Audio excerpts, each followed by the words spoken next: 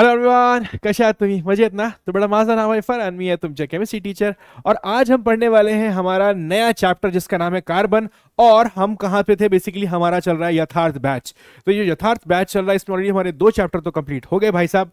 अब लास्ट मतलब लास्ट के 2-3 जो बचे हैं उसमें से एक ये है कार्बन, जो आज कंप्लीट हो जाएगा। फुल लेंथ मतलब पूरे के पूरे जितने भी आपके टेक्स्ट बुक में कॉन्सेप्ट है ना, सारे कवर होने वाले हैं। टेंशन की कोई बात नहीं। क्या क्या कवर होगा जानना है? चलो दिखा देता हूँ, आओ देखो। तो सबसे पहले तो हम बात करेंगे कार्बन के बारे में। भाई कार्बन क्या होता है, कार्बन का एग्जिस्टेंस कैसा है। भाई अक्यूरेंस ऑफ कार्बन मतलब कार्बन हमें नेचर में कैसे मिलता है, फ्री स्टेट में मिलता है, कंबाइन में मिलता है। फ्री क्या होता है, कंबाइन क्या होता है, वो भी नहीं पता, कोई बात नहीं, डिस्कस करेंगे। उसके बाद प्रॉपर्टीज ऑफ कार्बन, कार्बन की प्रॉपर्टीज के बारे में बात करेंगे, एलोट्रोप्स के बारे में बात करेंगे। फिर जैसे कि एलोट्रोप्स एक डायमंड भी होता है, एक ग्रेफाइट है, फ्लोरीन है, ये सब है। फिर उसके बाद नॉन क्रिस्टलाइन या एमॉर्फस फॉर्म देखेंगे। अभी यहाँ पे जो अभी हमने पढ़ा ना, डायमंड, ग्रेफाइट, फ्लोरीन, ये बेसिकली एमॉर्फस, ये जो ये हमारे क्रिस्टलाइन नेचर के थे। ठीक है, क्रिस्टलाइन नेचर का मतलब होता है जो क्रिस्टल के नेचर में होते हैं। और एक होता है नॉन क्रिस्टलाइन या एमॉर्फस, जिसका प्रॉपर कोई शेप नहीं होता, जैसे कि कोल, चारकोल, वो। और फिर हाइड्रोकार्बन्स के बारे में बात करेंगे। और यही वो टॉपिक है जहां मैं आपको ये बता रहा था कि यहां से आपको बेसिकली पता चलेगा थोड़ा सा ऑर्गेनिक के बारे में, ऑर्गेनिक केमिस्ट्री के बारे में। और उसके आगे अगर हम जाएंगे तो कुछ चीजें हम देखेंगे सॉल्युबिलिटी ऑफ कार्बन के बारे में। और फिर यहां पर आपको मिलेगा कार्बन डाइऑक्साइड, फायर एक्सटिंग्विशर और मीथेन। तो ये टॉपिक आज के लेक्चर में डिस्कस करने वाले। तो ये पूरा का पूरा फुल लेंथ होगा, मतलब सारे टॉपिक्स कवर किए जाएंगे। तो एकदम आराम से रिलैक्स होकर चिल होकर बैठ जाइए। शुरू करते हैं आज का लेक्चर, ठीक है? चलो, तो सबसे पहली चीज जो हम डिस्कस करनी है वो है कार्बन। कार्बन क्या होता है?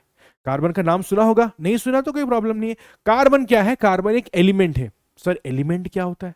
तो एलिमेंट होते हैं हमारे पास बेटा 118, 118। So we have 118 elements, we have 118 elements. ये 118 एलिमेंट्स। सर कैसे पता चलेगा आपको? आपको कैसे पता चला, मुझे कैसे पता चलेगा कि एलिमेंट्स कितने होते हैं? तो ये हमें देखने के लिए मिलते हैं पीरियोडिक टेबल में, जिसको अपन शॉर्ट में पी टेबल बोल सकते हैं। ठीक है, पी टेबल। अब पीरियोडिक टेबल क्या होता है? पीरियोडिक टेबल वो टेबल होता है जिसके अंदर सारे एलिमेंट्स होते हैं। अगर आपको किसी भी एलिमेंट्स के बारे में जानना है तो पीरियोडिक टेबल में जाओ और जाके सर्च कर लो, है ना गीता जी? उसी में से इसी ये जो पीरियोडिक टेबल में 118 एलिमेंट्स हैं, इसी में से एक है हमारा कार्बन। छोटा सा, प्यारा सा, नन्हा सा, मुन्ना सा, बट ये है बहुत खतरनाक। देखन में छोटन लगे घाव करे एकदम गंभीर, देखन में छोटन लगे घाव करे गंभीर। तो ये कार्बन है। कार्बन का एटॉमिक नंबर होता है 6 और इसका मास होता है 12। अब एटॉमिक नंबर क्या होता है? एटॉमिक नंबर ऐसा नंबर जैसे आपका रोल नंबर, आपका पैन नंबर, आपका क्रेडिट कार्ड नंबर, जो कि फिक्स होता है, बार बार चेंज नहीं होता है। तो ये है वैसा एटॉमिक नंबर। एटॉमिक नंबर जितना होगा उतने ही आपके पास क्या होंगे, आपके पास मतलब इनके पास। तो जितना ही इसका एटॉमिक नंबर होगा उतना ही इसके पास इलेक्ट्रॉन होंगे और उतना ही क्या होंगे, प्रोटॉन होंगे। तो इससे हमें पता चल जाता है number of electrons and protons. अब यहां से तो आपको ये इंफॉर्मेशन मिल गई। एक और चीज होती है इलेक्ट्रॉनिक कॉन्फ़िगरेशन, वो होता है 2,4। अब इसका मतलब क्या हुआ? इलेक्ट्रॉनिक कॉन्फ़िगरेशन का मतलब क्या हुआ? तो इलेक्ट्रॉनिक कॉन्फ़िगरेशन का मतलब ऐसा होता है, मैं यहां पे लिख देता हूं, है ना? वैसे लिखने की जरूरत नहीं है, वैसे यहाँ पे लिखा ही हुआ तो मैं बार बार क्यों लिखूं, है ना? यहाँ पे आप देख सकते हैं इलेक्ट्रॉनिक कॉन्फ़िगरेशन लिखा हुआ है। सो इलेक्ट्रॉनिक कॉन्फ़िगरेशन होता है 2,4। ये माइनस नहीं है, ठीक है? ये माइनस मत समझ लेना, ये है बेटा 2,4। अब 2,4 का मतलब क्या है? Electronic configuration. सर अब इलेक्ट्रॉनिक कॉन्फ़िगरेशन क्या होता है? इलेक्ट्रॉनिक कॉन्फ़िगरेशन का मतलब होता है इलेक्ट्रॉन का डिस्ट्रीब्यूशन। मतलब क्या हुआ? देखो अभी हमने क्या सुना था कि कार्बन के पास कितने कितने इलेक्ट्रॉन्स होंगे? 6 इलेक्ट्रॉन। क्यों? क्योंकि इसका एटॉमिक नंबर 6 है। अब जिसका एटॉमिक नंबर 6 उसके पास इलेक्ट्रॉन भी 6, प्रोटॉन भी 6। इसका एटॉमिक नंबर होता 8 तो इलेक्ट्रॉन भी 8, प्रोटॉन भी 8। सिंपल सी बात है। किसी भी एलिमेंट को ले लो, उसके उसका जो एटॉमिक नंबर होगा उतना ही उसके पास क्या होने वाला है, इलेक्ट्रॉन्स और प्रोटॉन्स। सिंपल। तो इसके पास 6 इलेक्ट्रॉन है। इन इलेक्ट्रॉन को डिस्ट्रीब्यूट किया हमने, कहां पर डिस्ट्रीब्यूशन होगा? सर आप कह रहे हो इलेक्ट्रॉनिक कॉन्फ़िगरेशन मतलब इलेक्ट्रॉन का डिस्ट्रीब्यूशन, लेकिन डिस्ट्रीब्यूशन होगा कहां? तो डिस्ट्रीब्यूशन कैसे होता है? देखो, जैसे मान लेते हैं ये हमारा एक एटम है, इसके अंदर न्यूक्लियस है और न्यूक्लियस के अंदर प्रोटॉन्स और न्यूट्रॉन होते हैं और आजू बाजू क्या होता है, ऐसे शेल्स होते हैं। ये तो याद आ गया, ये तो क्या था, शेल। ये तो हमने लास्ट टाइम बताया था। तो इनको, ये जो लाइंस आप सर्कल सर्कल देख रहे हैं, इनको हम क्या कहेंगे? इनको कहेंगे बेटा शेल्स। क्या कहेंगे?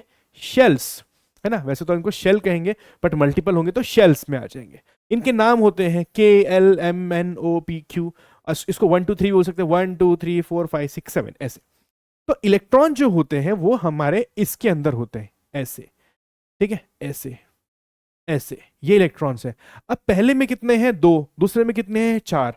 मुझे कैसे पता चला? क्योंकि यहां पर लिखा हुआ है। लेकिन सर ये कैसे आएगा, मुझे कैसे पता चलेगा कि पहले में 2 फिल करना है, दूसरे में 4 फिल करना है? इसके लिए एक फॉर्मूला है, सिंपल सा फॉर्मूला है, 2n² का फॉर्मूला। ये आपने ऑलरेडी पढ़ा है, याद है? अगर आपको ये नहीं आता है तो कोई चिंता की बात नहीं है, मैं आपको बता देता हूं कि पहले शेल में मैक्सिमम 2 इलेक्ट्रॉन्स रख सकते हो, दूसरे में मैक्सिमम 8 इलेक्ट्रॉन्स रख सकते हो, तीसरे में मैक्सिमम 18 रख सकते हो, चौथे में मैक्सिमम 32 रख सकते हो, और पांचवें में मैक्सिमम रख सकते हो 50, और छठे में कितना आएगा? 72, और सेवेंथ में कितना आएगा? 90, 90 कितना था? 49 2 98 ना? Correct, correct. चलो, तो ये है मैक्सिमम नंबर ऑफ इलेक्ट्रॉन्स जो हम जो हम शेल के अंदर रख सकते हैं। तो पहले में कितने रख सकते हैं? 2। तो मेरे पास टोटल कितने थे? 6। कार्बन के पास कितने होते हैं? 6 ही होते हैं। तो 6 में से पहले कितना रख सकते हैं? 2। तो 6 में से 2 गया, कितना बचा? 4। दूसरे में कितना रख सकते हैं? दूसरे में 8 रख सकते हैं मैक्सिमम, लेकिन है कितना? 4। तो 4 मैंने फिट कर लिया, हो गया काम, ठीक है। तो एटॉमिक नंबर कितना था? 6। उसका मतलब इलेक्ट्रॉन्स कितना होगा? 6। इलेक्ट्रॉन 6 है तो उसका डिस्ट्रीब्यूशन कैसे होगा? 2,4। तो पहले शेल में 2 और दूसरे शेल में 4। ये हो गया इलेक्ट्रॉनिक कॉन्फ़िगरेशन। और लास्ट शेल के अंदर अगर 4 इलेक्ट्रॉन है उसको हम बोलते हैं वैलेंस शेल। वैलेंस शेल का मतलब क्या होगा भाई? वैलेंस शेल का मतलब क्या होगा? Last shell. बोलो, लास्ट शेल। लास्ट शेल जो होती है, ये वाली लास्ट है ना, इसको वैलेंस शेल बोलेंगे। तो वैलेंस शेल मतलब लास्ट शेल, और वैलेंस शेल इलेक्ट्रॉन्स का मतलब लास्ट शेल का इलेक्ट्रॉन्स। सिंपल सी बात है। तो यहां पे लास्ट शेल में कितने इलेक्ट्रॉन्स हो गए? 4। इसलिए इसकी वैलेंसी कितनी हो गई? 4। अब जब भी ये बॉन्ड बनाएगा उन 4 इलेक्ट्रॉन के साथ ही बनाएगा। जब भी कोई बॉन्ड बनता है ना बच्चों, जब भी कभी बॉन्ड बनेगा, जैसे कि आयनिक बॉन्ड बने, कोवेलेंट बॉन्ड बने, चलो आपको बॉन्ड के टाइप नहीं भी पता, कोई प्रॉब्लम नहीं है, लेकिन आप ये तो जानते हैं कि एलिमेंट बॉन्ड बनाते हैं। एक एलिमेंट दूसरे एलिमेंट के साथ बॉन्ड बनाएगा। जैसे Na ने Cl के साथ बनाया तो NaCl बन गया था। तो ऐसे ही जब ये बॉन्ड बनेगा तो कोई इलेक्ट्रॉन डोनेट करता है, कोई इलेक्ट्रॉन एक्सेप्ट करता है। कभी कभी ऐसा होता है इलेक्ट्रॉन डोनेट और एक्सेप्ट नहीं होता, इलेक्ट्रॉन की शेयरिंग हो जाती है कि तेरा इलेक्ट्रॉन भी मेरा और मेरा इलेक्ट्रॉन भी तेरा। मतलब कैसा? मतलब ऐसा, मेरे पास जो इलेक्ट्रॉन है, ये इलेक्ट्रॉन और सामने वाले इलेक्ट्रॉन, इन दोनों में बॉन्ड बन जाता है। अब यहां पे मान लेते हैं एक एलिमेंट ये है और दूसरा एलिमेंट ये है, तो अब ये दोनों इलेक्ट्रॉन इसके भी हो जाएंगे और ये दोनों इलेक्ट्रॉन इसके भी हो जाएंगे। इसको बोलते हैं इलेक्ट्रॉन की शेयरिंग, ठीक है। इसको क्या बोलेंगे? इलेक्ट्रॉन की शेयरिंग। अब यहां से थोड़ा सा आगे चलते हैं और नेक्स्ट हमारा है नॉन मेटालिक एलिमेंट। तो कार्बन कैसा होता है? नॉन मेटालिक होता है, मतलब ये मेटल नहीं होता, ये नॉन मेटालिक होता है। इसके अंदर जितनी भी प्रॉपर्टी पाई जाएंगी वो सारी किसकी होंगी? नॉन मेटल की होने वाली है, ठीक है। तो चलो इसी से थोड़ा सा और चर्चा करते हुए आगे चलते हैं और समझते हैं अक्यूरेंस ऑफ कार्बन। कार्बन का एग्जिस्टेंस कैसे होता है? जैसे कार्बन हमारे नेचर में कहाँ पाया जाता है, कैसे पाया जाता है, और अगर मिलता है तो कौन से फॉर्म में मिलता है, क्या हम जानते हैं उस फॉर्म को? इन सब के बारे में हम बात करेंगे, ठीक है। तो सबसे पहले कार्बन का अक्यूरेंस के ऊपर बात करेंगे। सो कार्बन का अक्यूरेंस अगर मैं बताऊं तो कई तरह से फॉर्म में मतलब कई सारे फॉर्म में मिलता है। जैसे आपने देखा होगा डायमंड, ठीक है। डायमंड कार्बन का एक एलोट्रोप है, ठीक है। डायमंड कार्बन का एक एलोट्रोप है। अभी एलोट्रोप पे हम लोग आएंगे, बट अभी के लिए मैं आपको समझा रहा हूं कि ये एक प्रकार का कार्बन ही है, ठीक है। ये क्या है? एक प्रकार का कार्बन ही है। तो कार्बन बेसिकली कई सारे फॉर्म में पाया जाता है। कार्बन कई सारे फॉर्म में नेचर में पाया जाता है। तो जैसे डायमंड भी एक उसका प्रकार ही है। तो ये है फ्री फॉर्म कार्बन का। ये क्या है? फ्री फॉर्म या फ्री स्टेट। इसमें कार्बन अकेला ही रहता है, कार्बन किसी के साथ कंबाइन नहीं करता। तो ये कार्बन का एक रूप है। इसी तरीके से एक जगह पे कार्बन कैसे मिलता है? कंबाइंड फॉर्म में। कंबाइंड समझते हो? कंबाइंड स्टेट में। कंबाइंड स्टेट का मतलब क्या हुआ? वो अकेला नहीं होगा इस बार। जैसे कि कार्बन डाइऑक्साइड। अब कार्बन डाइऑक्साइड में कार्बन तो है, लेकिन अकेला है क्या कार्बन? नहीं, कार्बन किसके साथ है? ऑक्सीजन के साथ। ऐसे ही कार्बोनेट्स होते हैं, जैसे CO3। अब ये CO3 आप देखो, यहाँ पे कार्बन किसके साथ है? अकेला है क्या? नहीं, कार्बन के साथ है। जैसे अगर मैं इसके आगे सोडियम लगा दूं, सोडियम कार्बोनेट, ऐसे, इसका मतलब क्या हो जाएगा? ये बन गया कार्बोनेट, लेकिन इसमें कार्बन अकेला है क्या? नहीं। तो ऐसे, ठीक है। तो ये कंबाइंड फॉर्म और ये फ्री स्टेट, है ना, फ्री स्टेट या कंबाइंड स्टेट, ऐसे भी आप याद रख सकते हैं, ठीक है। तो इस तरह से हमें क्या मिलता है, इस तरह से हमें ये मिलते हैं कार्बन नेचर में। फ्री स्टेट में भी हो सकते हैं बेटा, और साथ साथ में कैसे होंगे, कंबाइंड स्टेट में भी मिल सकते हैं। उसके अलावा अगर आप देखो नेचर में बहुत सारे प्रकार से मिलते हैं, जैसे कि नेचर में जब आप देखो जो भी ह्यूमन बॉडी है, ह्यूमन बॉडी कार्बन से बनी हुई है, अच्छा खासा कार्बन होता है हमारे पास, और उसमें हाइड्रोकार्बन्स भी होते हैं। अब हाइड्रोकार्बन्स क्या होते हैं, ह्यूमन बॉडी कार्बन से कैसे बनी होती है, इस पर हम थोड़ी सी चर्चा करेंगे बाद में, अभी के लिए हम मोटा मोटा समझ लेते हैं, ठीक है। अब आगे चलते हैं यहां पर एलोट्रोप्स। अब एलोट्रोप्स क्या होता है इसके बारे में थोड़ा समझेंगे, ठीक है। कुछ एलिमेंट जो होते हैं ना बेटा, कुछ एलिमेंट ऐसे होते हैं जो कई सारी फॉर्म में मिलते हैं, एक सिंगल फॉर्म में नहीं, अलग अलग अलग फॉर्म में मिलते हैं। जैसे कि आप देखोगे कि आयरन अगर मैं देखूं तो ये एक ही फॉर्म में मिल रहा है ना, आयरन कंबाइंड फॉर्म में मिल रहा है, फ्री फॉर्म में नहीं मिला, फ्री स्टेट में नहीं मिलता, ये कंबाइंड स्टेट में मिल जाता है। इसका एक ही प्रकार है, एक ही जैसा दिखता है, सब कुछ एक ही जैसा दिखेगा, ठीक है। लेकिन कार्बन ऐसा है कि कार्बन कई सारे रूप में मिलता है, कार्बन के रूप बहुत सारे हैं। जैसे कि अगर मैं कार्बन के बारे में बात करूं तो कार्बन के 3 एलोट्रोप्स होते हैं। पहला डायमंड, ठीक है, पहला हो गया डायमंड। दूसरा है हमारा ग्रेफाइट, ठीक है, बहुत सारे बच्चों को डायमंड तो पता होगा, ग्रेफाइट बहुत सारे बच्चों को शायद नहीं पता हो, उसके बारे में हम बात करेंगे। और उसके बाद आता है फ्लोरीन, ठीक है, फ्लोरीन। ये 3 चीजें हैं, ठीक है बेटा। इनको क्या बोलेंगे, इनको बोलेंगे एलोट्रोप्स ऑफ कार्बन। क्या बोलेंगे, एलोट्रोप्स ऑफ कार्बन। ये एलोट्रोप्स ऑफ कार्बन है। डायमंड तो सब लोग जानते हैं, ज्वेलरी वगैरह हम बनाते हैं, है ना, डायमंड का रिंग, डायमंड का ज्वेलरी, ये सब तो डायमंड का आपने देखा होगा। लेकिन उसके अलावा डायमंड का बहुत सारा यूज है। डायमंड का कटर भी बनता है, नाइफ, डायमंड का नाइफ, डायमंड को नाइफ में भी यूज किया जाता है। ऑपरेशन वगैरह करने के लिए जो नाइफ आते हैं उसमें डायमंड होता है। डायमंड को और पता कहाँ, ड्रिल मशीन में भी यूज करते हैं, ड्रिल मशीन, सोचा कभी ड्रिल मशीन में डायमंड कभी सोचा था, लेकिन यूज होता है। ग्रेफाइट, ये बड़ा इंटरेस्टिंग है। देखो ग्रेफाइट बेसिकली तुमको बताऊं, तुम्हारे पास पेंसिल तो होगी ना, पेंसिल में जो काला काला है ना वो क्या है, वो ग्रेफाइट ही है। पेंसिल में जो काला पार्ट है जिससे आप लिखते हो वो ग्रेफाइट ही तो है। वो ग्रेफाइट ऐसा है, बेसिकली ग्रेफाइट क्या है, जैसे मैंने बताया कार्बन क्या है, नॉन मेटालिक है, सबको पता है, स्टार्टिंग में देखा था हमने। तो कार्बन तो नॉन मेटालिक हो गया, तो इसका मतलब ये ग्रेफाइट भी कैसे होने चाहिए, नॉन मेटालिक। लेकिन ऐसा नहीं होता, ये एक एक्सेप्शन है। ग्रेफाइट इलेक्ट्रिसिटी पास कर सकता है, मतलब तुम्हारी जो पेंसिल है उसमें से इलेक्ट्रिक करंट पास हो सकता है, उस काले वाले पार्ट में से। वुडन वाले पार्ट, लकड़ी वाले पार्ट में से नहीं होगा, लेकिन वो काला वाला पार्ट है ना उसमें से पास हो जाएगा। अगर दोनों साइड से पेंसिल को ऐसे छीलोगे तो यहाँ से और यहाँ से जो बेसिकली काला वाला पार्ट एक्सपोज होगा ना, तो अगर एक साइड में इलेक्ट्रिसिटी में लगाओगे, मतलब सॉकेट में डालोगे, दूसरी साइड से टच करोगे, शॉक लगेगा, ठीक है, करना मत ऐसा, ओके। तो इनको कहते हैं एलोट्रोप्स। क्या कहते हैं इसको, इनको कहते हैं एलोट्रोप्स। एलोट्रोप्स क्या होते हैं, एलोट्रोप्स क्या होते हैं, एलोट्रोप्स में होता क्या है, एलोट्रोप्स में क्या होता है, देखो। तो एलोट्रोप्स में होता है same chemical properties, same chemical properties but different physical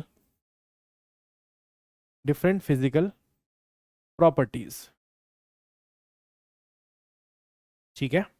same chemical properties but different physical properties. इसका मतलब क्या हुआ, इसका मतलब ये हुआ कि आप इस कार्बन को देख रहे हो, इस कार्बन की जो केमिकल प्रॉपर्टीज होगी वही सारी केमिकल प्रॉपर्टीज इनमें आएंगी, लेकिन फिजिकल प्रॉपर्टीज चेंज हो जाएगी। फिजिकल मतलब ये दिखते कैसे हैं, हार्डनेस कितना है, टफनेस कितना है, मेल्टिंग पॉइंट कितना है, इनका बॉइलिंग पॉइंट कितना, वो सब चेंज हो जाएगा। फिजिकल में वो सब चीज आती है, बॉइलिंग पॉइंट, मेल्टिंग पॉइंट, वो सब वाला जो पार्ट है ना, हार्डनेस, टफनेस, वो सब आएगा।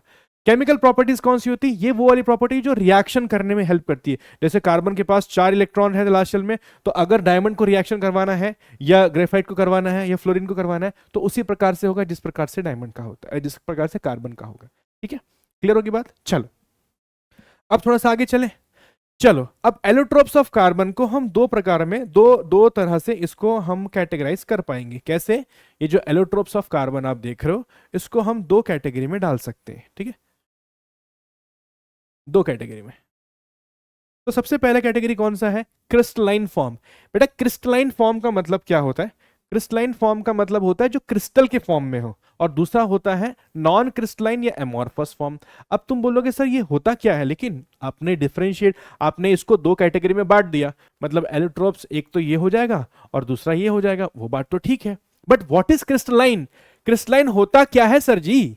क्रिस्टलाइन बेटा जो क्रिस्टल के फॉर्म में होंगे। कैसे होंगे? क्रिस्टल के फॉर्म में होंगे। अब ये क्रिस्टल क्या होता है सर? देखो, शक्कर देखा है, शक्कर, शुगर, शुगर का जो दाना होता है वो एक तरह का क्रिस्टल होता है, ठीक है। नमक का जो दाना होता है वो एक तरह का क्रिस्टल होता है, ठीक है। तो शक्कर का दाना एक तरह का क्या है? क्रिस्टल है। नमक का दाना एक तरह का क्या है? क्रिस्टल है। उसको क्रिस्टल फॉर्म कहते हैं। इनकी फॉर्म फिक्स्ड रहती है, चेंज नहीं होती, ठीक है। लेकिन एक होता है नॉन क्रिस्टलाइन, जिनकी फॉर्म कोई फिक्स्ड नहीं होती। जिनकी फॉर्म क्या है? कोई फिक्स्ड फॉर्म नहीं है, कोई भी वो कोई भी फॉर्म में रहते, कभी आड़े कभी टेढ़े, कैसे भी। तो ये फिक्स्ड फॉर्म में नहीं है, लेकिन ये हमेशा फिक्स्ड फॉर्म में रहेंगे, इनका फिक्स स्ट्रक्चर होगा।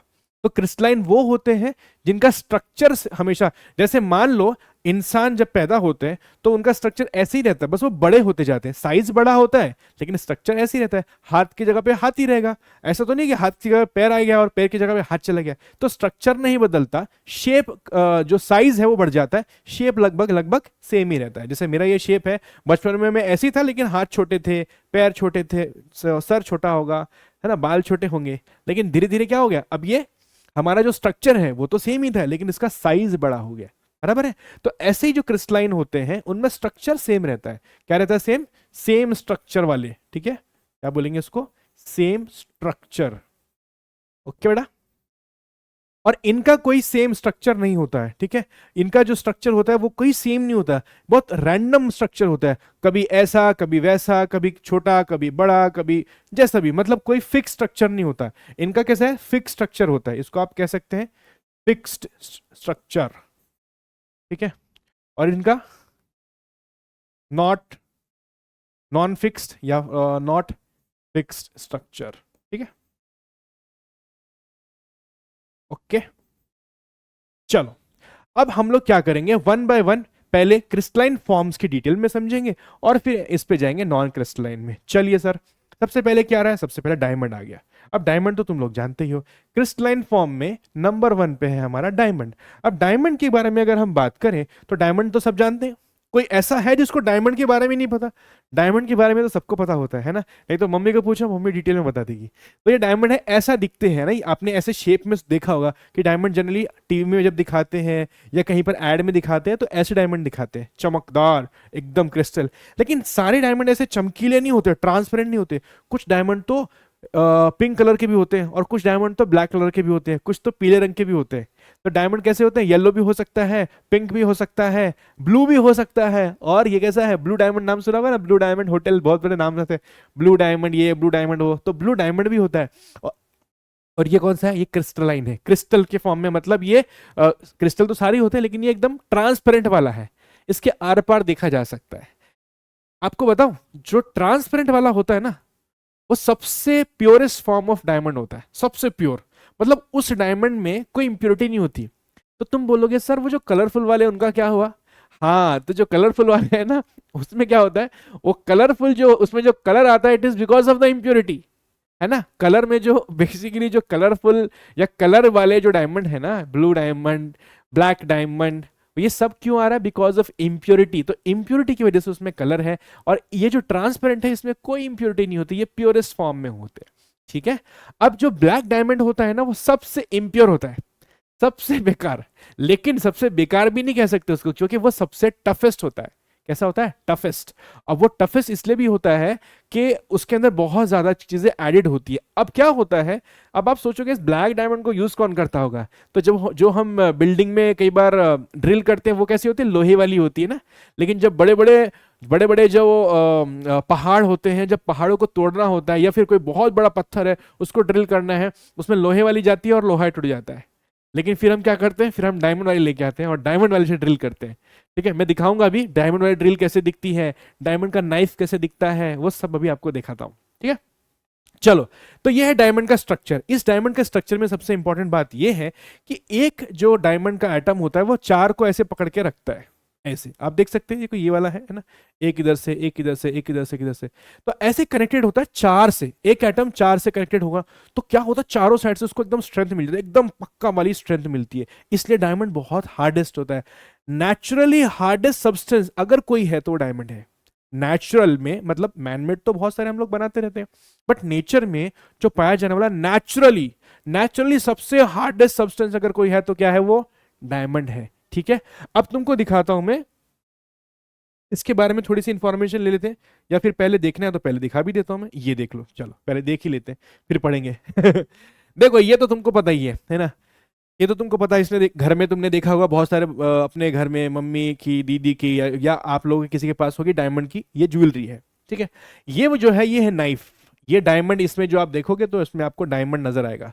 तो ये डायमंड क्यों है, क्योंकि हमें जब ऑपरेशन वगैरह करना होता है तो डॉक्टर इस तरह के नाइफ यूज करते हैं।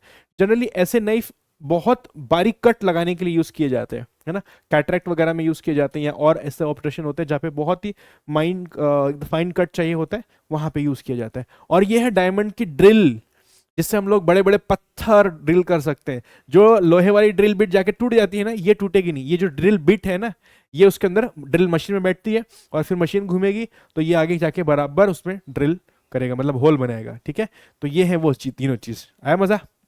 चलो अब मजा आ गया, थोड़ा पढ़ भी लेते हैं। डायमंड के बारे में क्या है, diamond brilliant and pure diamond is the hardest natural substance. देखो मैंने बताया था ना कैसा है, ये हार्डेस्ट नेचुरल सब्सटेंस है। ठीक है, क्या है ये देखो, हार्डेस्ट नेचुरल सब्सटेंस, मतलब नेचुरली सबसे हार्ड यही होता है। उसके बाद देखो the density of diamond is 3.5 ग्राम पर सेंटीमीटर क्यूब। देखो डेंसिटी की जब हम बात कर रहे हैं तो इसको हम हमेशा पानी से कंपेयर करते हैं, जिससे हमको थोड़ा सा अंदाजा आता है कि यार ये कितना भारी है, ये कितना हल्का है। पानी का कितना होता है, 1 होती है, 1 ग्राम पर सेंटीमीटर, 1 ग्राम पर सेंटीमीटर क्यूब। ये किसका है, ये वाटर का है। किसका, वाटर, पानी, ये पानी की डेंसिटी है, इसकी कितनी है 3.5। तो इसको अगर पानी में डालोगे तो ये डूब जाएगा। ठीक है, ये क्या हो जाएगा, डूब जाएगा। The melting point of this is 3500, 3500 degree Celsius का टेम्परेचर चाहिए डायमंड को मेल्ट करने के लिए। और एक मजेदार बात बताऊं, तुम लोग डायमंड बना सकते हो ग्रेफाइट से। किससे, ग्रेफाइट से। तो डायमंड बनाया जा सकता है ग्रेफाइट से, और ग्रेफाइट कितना है, सस्ता है, बहुत सस्ता है। और डायमंड कैसा है, मतलब लाखों में है। तो ऐसे हजारों में या 500-600 वाली चीज से लाखों वाली चीज बनाई जा सकती है। समझ में आ रही बात, कैसे बनेगी बताऊंगा। देखो, तो इसको मेल्टिंग पॉइंट कितना है, यहां पे ध्यान से देखो, इसका जो मेल्टिंग पॉइंट है वो है 3500 डिग्री सेल्सियस। इतना टेम्परेचर लेके आओगे तो डायमंड मेल्ट हो जाएगा। ठीक है, ये डिग्री सेल्सियस है बेटा, ये डिग्री सेल्सियस है। Okay, When diamond is heated to 800 degree Celsius, जब डायमंड को 800 डिग्री सेल्सियस पर हीट किया जाता है, the presence of oxygen CO2, मतलब जो CO2 गैस है बेसिकली, वो निकल जाती है। ठीक है, presence of oxygen CO2 is given away in this process, no other product beside CO2 is formed. तो देखो होता क्या है, होता क्या है, डायमंड क्या होता है, कार्बन ही तो होता है। और कार्बन को जब हीट करेंगे ऑक्सीजन के संपर्क में लाके, तो क्या बनेगा इससे, कार्बन डाइऑक्साइड। ये वही चीज लिखी हुई है। ठीक है, so when diamond is heated at 800 degree Celsius in the presence of oxygen, oxygen के साथ डायमंड को हीट किया जा रहा है, तो क्या हो रहा है, CO2 गैस जनरेट हो रही है और वही गैस निकल जाती है। In this process no other product beside CO2 is formed. सिर्फ क्या बनता है जब हम डायमंड को गर्म करते हैं, ऐसे हीट करते हैं ऑक्सीजन के साथ में, तो होता क्या है, सिर्फ ये मिलता, और कुछ भी नहीं मिलता। ओके, यही चीज यहां पे लिखी हुई है। Diamond does not dissolve in any solvent. जैसे हम कहते हैं water is a universal solvent, पानी के अंदर तो कुछ भी डालो सब घुल जाएगा। क्या बोले, पानी के अंदर कुछ भी डालो सब घुल जाएगा, मिल जाएगा। लेकिन डायमंड ऐसा है जो किसी भी सॉल्वेंट में डिसॉल्व नहीं होता। Diamond does not dissolve in any solvent. किसी प्रकार का सॉल्वेंट लाओ, कुछ भी लाओ, उसमें डायमंड डालो, वो डिसॉल्व नहीं होता है। ठीक है, acid bases have no effect on diamond. आप कोई भी एसिड लेके आइए, कोई भी बेस लेके आइए, अभी आपने एसिड और बेस पढ़ा है लास्ट टाइम, है ना, तो एसिड और बेस का भी कोई फर्क इसके ऊपर नहीं पड़ता। Diamond is a bad conductor of electricity, तो डायमंड से इलेक्ट्रिसिटी पास नहीं हो सकती। And it does not have free electrons, इसके पास फ्री इलेक्ट्रॉन्स नहीं होते। सर ये फ्री इलेक्ट्रॉन्स क्या होता है, देखो पावर को, या आप कह सकते हैं इलेक्ट्रिसिटी को फ्लो होने के लिए क्या चाहिए, चार्ज पार्टिकल चाहिए। और चार्ज पार्टिकल क्या होता है, इलेक्ट्रॉन होता है। प्रोटॉन तो अपनी जगह फिक्स रहता है, वो तो कहीं जाएगा नहीं, तो इलेक्ट्रॉन ही मूव करता है, कभी कभी बाहर निकल जाता है, लेकिन इनके पास वो इलेक्ट्रॉन्स होता ही नहीं है। इसी वजह से क्या होता है, वो फ्लो नहीं हो पाता। तो इसीलिए क्या लिखा है, diamond is a bad conductor of electricity as it does not have a free electron. जैसे मेटल के अंदर फ्री इलेक्ट्रॉन्स पाया जाता है, डायमंड में नहीं पाया जाता। इस वजह से क्या होता है, डायमंड में इलेक्ट्रिसिटी पास नहीं हो सकती। ठीक है, चलो अब यहां पे कुछ एप्लीकेशंस देख लेते हैं। ठीक है, यहां पे क्या देख लेंगे, ये है हमारी एप्लीकेशंस ऑफ डायमंड। डायमंड की कुछ एप्लीकेशन, मतलब डायमंड के यूज, डायमंड कहां कहां पे यूज होता है। ठीक है, क्या बोलेंगे इसको, डायमंड के आप यूजेस। ठीक है, ठीक है, चल diamond are use in glass cutting. देखो ग्लास को कट करने के लिए डायमंड को हम लोग यूज कर रहे हैं, और रॉक को ड्रिल करने के लिए भी हम लोग क्या कर रहे हैं, डायमंड को यूज कर रहे हैं। ग्लास कटिंग मतलब ग्लास को, कांच को कट करने के लिए जो उसका कटर आता है उसमें डायमंड होता है। और ड्रिल मशीन में तो तुमको दिखाया मैंने, ये रॉक को ड्रिल करने के लिए ड्रिल मशीन जो यूज कर रहे हैं उसमें क्या था, उसमें हमारे पास डायमंड ही था। Diamond are use in ornaments. Ornaments मतलब जो ज्वेलरीज है ना, आपके घर में मम्मी को पूछो, आप लोग तो शायद ज्वेलरी इतना नहीं पहनते, मम्मी या दीदी जो भी होंगे उनसे पूछना है, तो डायमंड की ज्वेलरी बहुत पूछोगे तो बताएंगे। ठीक है, तो डायमंड कहां पे यूज होता है, ऑर्नामेंट्स मतलब ज्वेलरीज में। And diamond knives are use in the eye surgery. देखो मैंने अभी आपको थोड़ी देर पहले दिखाया ना, डायमंड का नाइफ वो कहां यूज होता है, आई सर्जरी में, कैटरैक्ट के लिए यूज किया जाता है। Diamond dust is used for the polishing the other diamond. तो डायमंड को पॉलिश करने के लिए भी डायमंड चाहिए।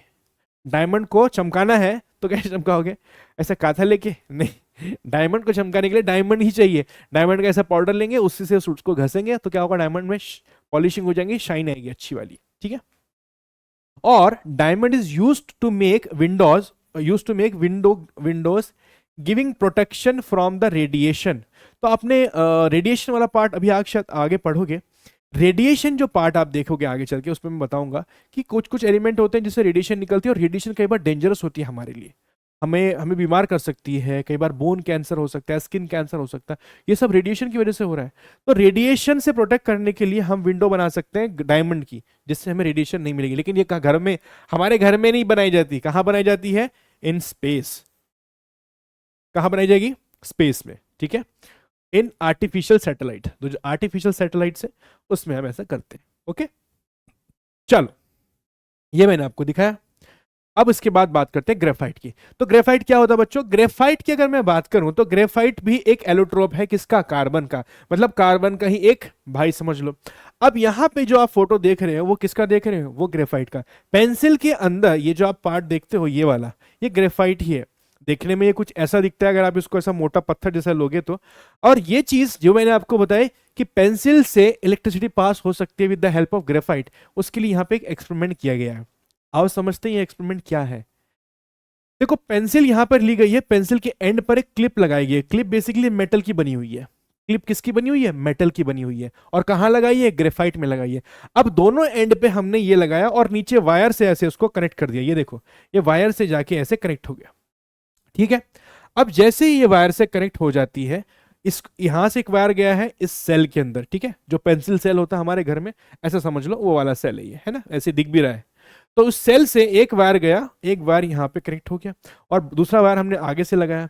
यहाँ से एक वायर आया और उसको बीच में हमने यहाँ से बल्ब लगाया। तो बल्ब में बेसिकली दो साइड से वायर लगे हुए हैं। अगर आप पूरा सर्किट देखो तो कैसा है, यहाँ एक एंड जो है क्लिप से लगा हुआ है, क्लिप मेटल की है, ये वायर गया इस बैटरी से, ये सॉरी सेल से कनेक्ट हुआ, ये इसका नेगेटिव साइड है, ये इसका पॉजिटिव साइड रहता है। फिर यहाँ आगे गया, फिर इसने वायर से आगे कंटिन्यूशन में किया, ये पूरा कंप्लीट सर्किट बन गया।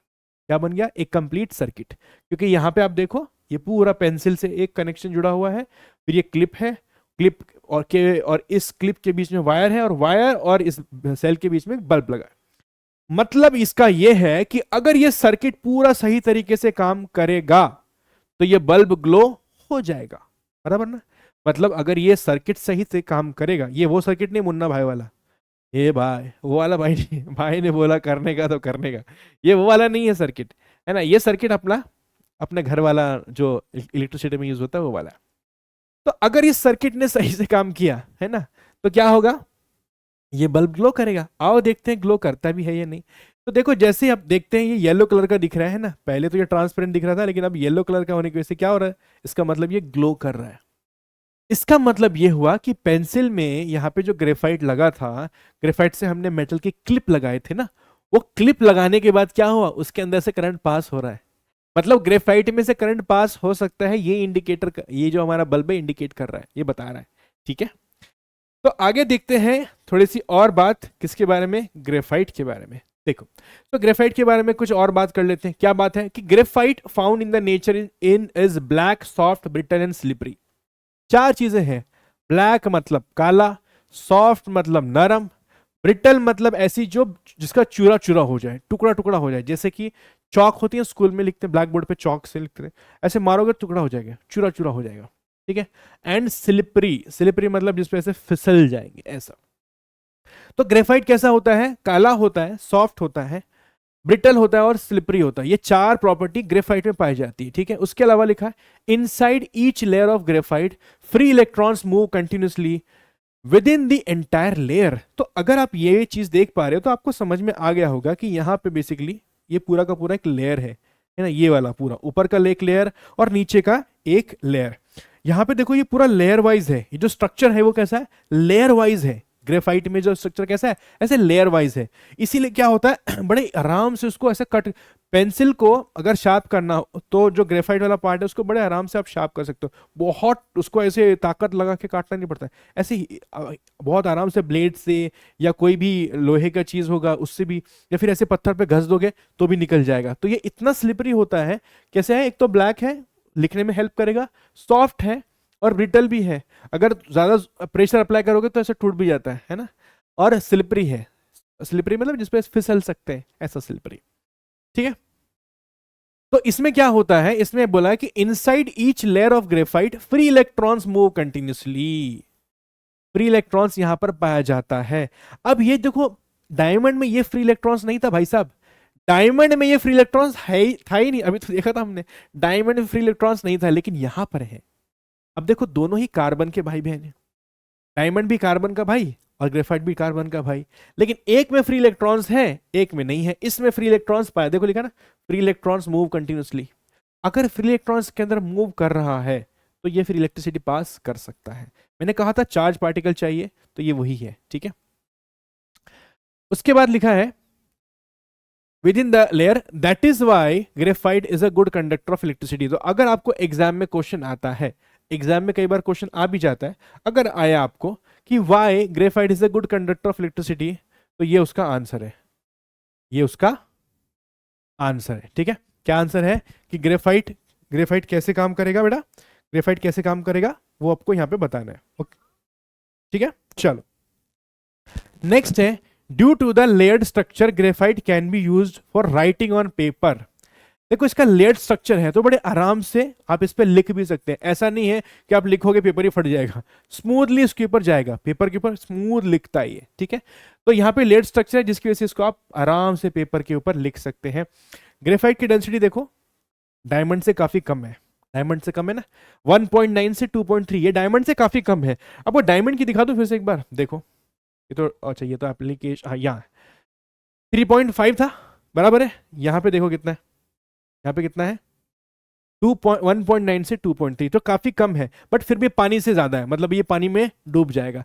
अब तुम सोचोगे अगर ये पानी में डूब जाएगा तो मैं पेंसिल पानी में डालता हूं, वो तो डूबती नहीं है। देखो, पेंसिल के ऊपर होता है लकड़ी, तो लकड़ी तो पानी में डूबेगी नहीं, डूबता क्या है, ग्रेफाइट। अगर ग्रेफाइट तोड़ के निकाल के डालोगे तो डूब जाएगा। ठीक है, चलो, graphite does not dissolve in the most solvent, तो ये भी वैसे ही है भाई साहब जैसे डायमंड था। कैसा था, does not dissolve in the most solvent.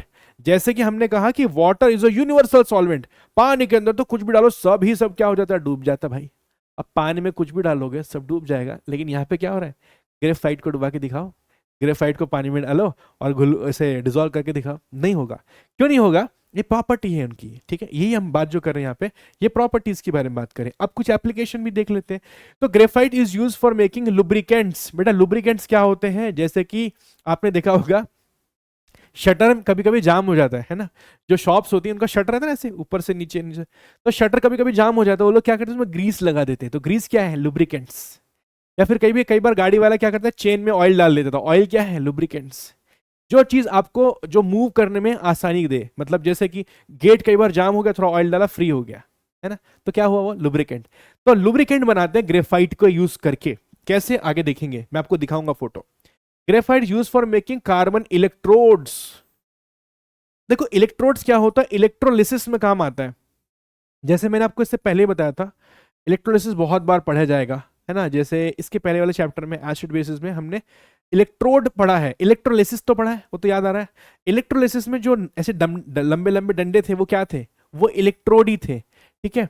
तो यहां पे हम कह रहे हैं कि ग्रेफाइट को हम यूज करते हैं इलेक्ट्रोड्स बनाने में। ठीक है।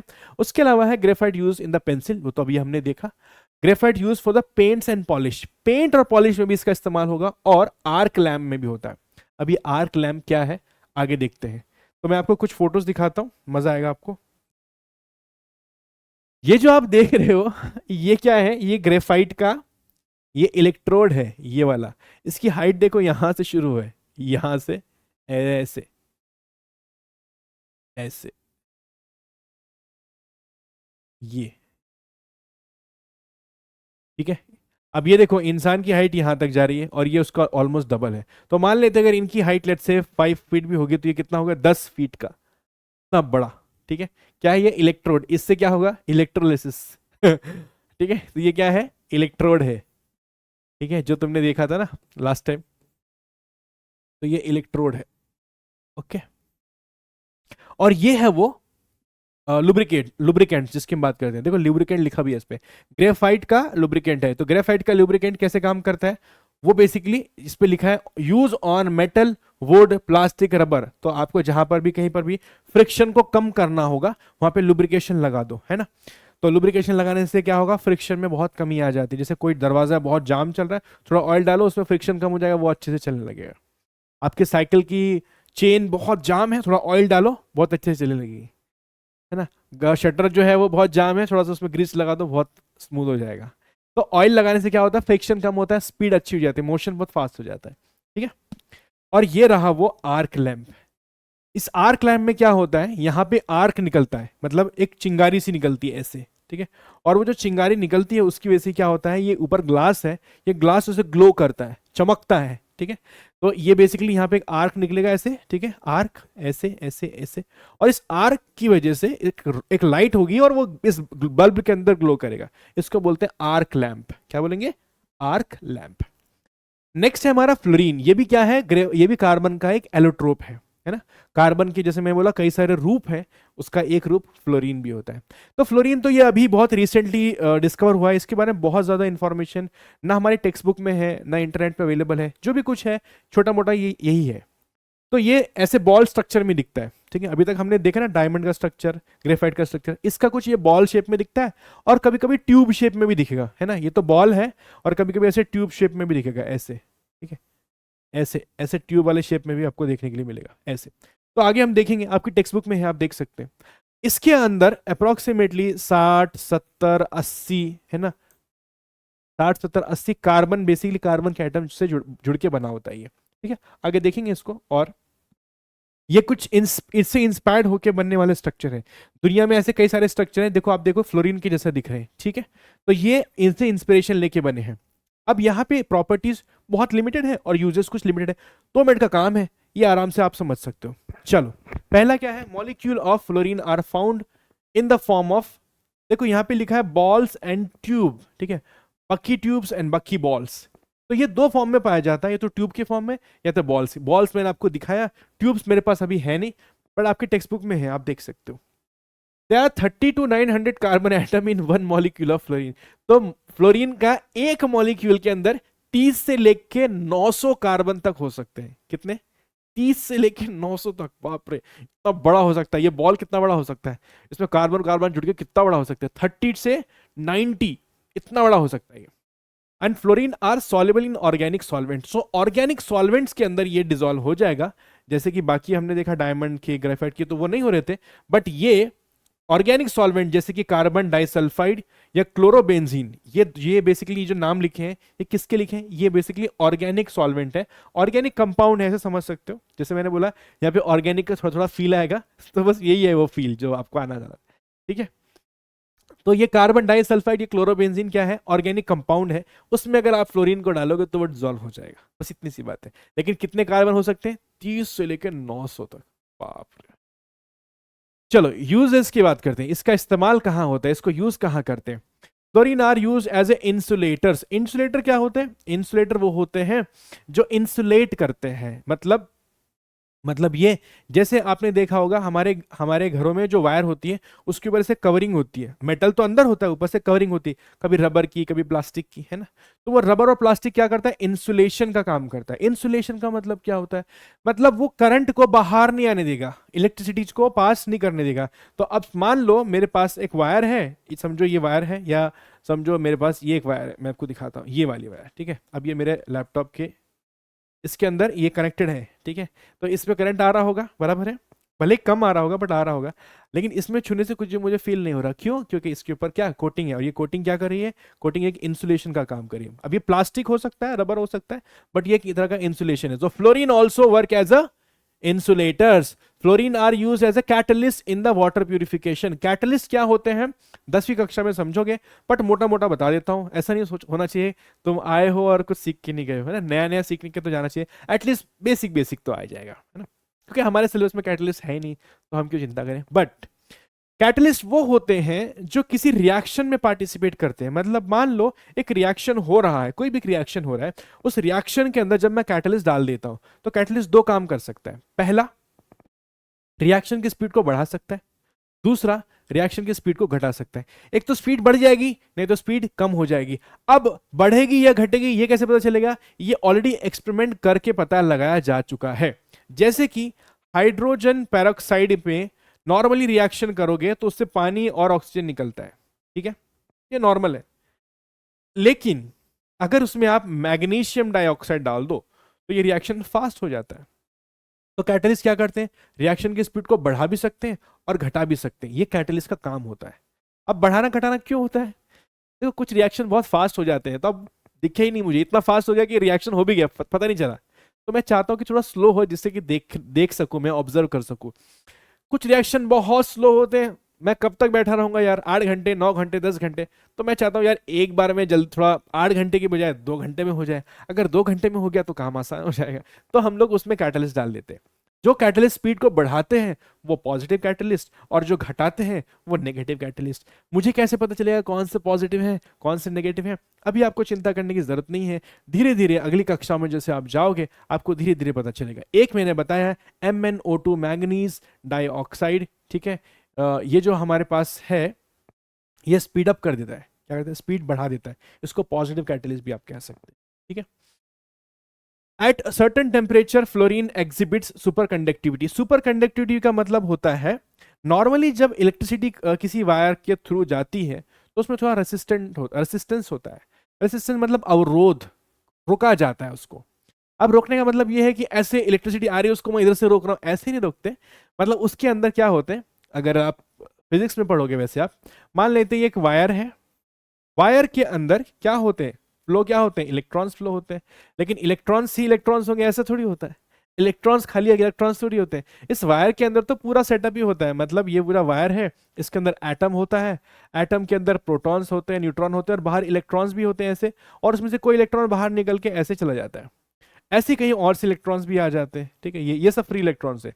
अब इलेक्ट्रॉन इलेक्ट्रॉन से टकराता है, कभी इलेक्ट्रॉन वॉल से टकराता है, ठीक है, क्या बोला मैंने, देखो ऐसा कुछ होगा, ऐसा कुछ होगा, एक सेकेंड, इलेक्ट्रॉन इलेक्ट्रॉन से टकराएगा, इलेक्ट्रॉन वॉल से टकराएगा, या इलेक्ट्रॉन प्रोटॉन से टकराएगा, या फिर इनकी टक्कर ऐसे होगी, या आपस में, मतलब ये टकराते रहते हैं। अब ये टकराना क्या है, रेसिस्टेंस है।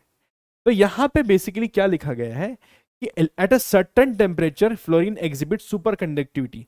सुपर कंडक्टिविटी उसे कहते हैं जहां पे रेसिस्टेंस लगभग 0 हो जाता है। मतलब ये जो रेसिस्टेंस आपको दिख रहा है ना, ये इलेक्ट्रॉन वॉल से टकरा रहा है, इससे इलेक्ट्रॉन इलेक्ट्रॉन से टकराता है, इलेक्ट्रॉन प्रोटॉन से टकरा रहा है, ये जो है ये रेसिस्टेंस कहलाता है। क्या कहलाता है, रेसिस्टेंस। अब ये रेसिस्टेंस अगर 0 हो जाए तो सुपर कंडक्टिविटी मिल जाती है, ठीक है, यही चीज आपको एक्सप्लेन करनी थी। चले आगे, चलो आगे। अब आगे है नॉन क्रिस्टलाइन वाले।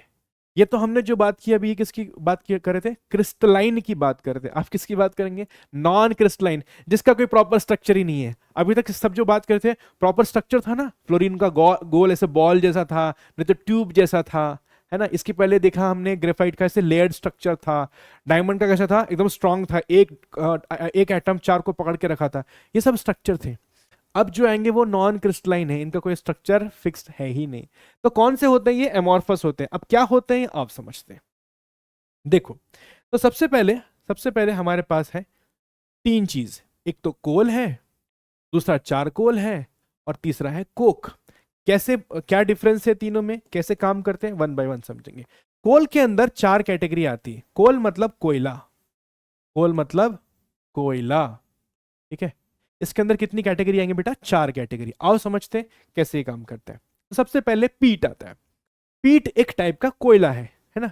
कोयला तो समझते हैं ना, बारबेक्यू में जाते हो, बारबेक्यू तो जो लकड़ी जलाने के बाद काला काला बचता है वो कोयला, कोल, ठीक है।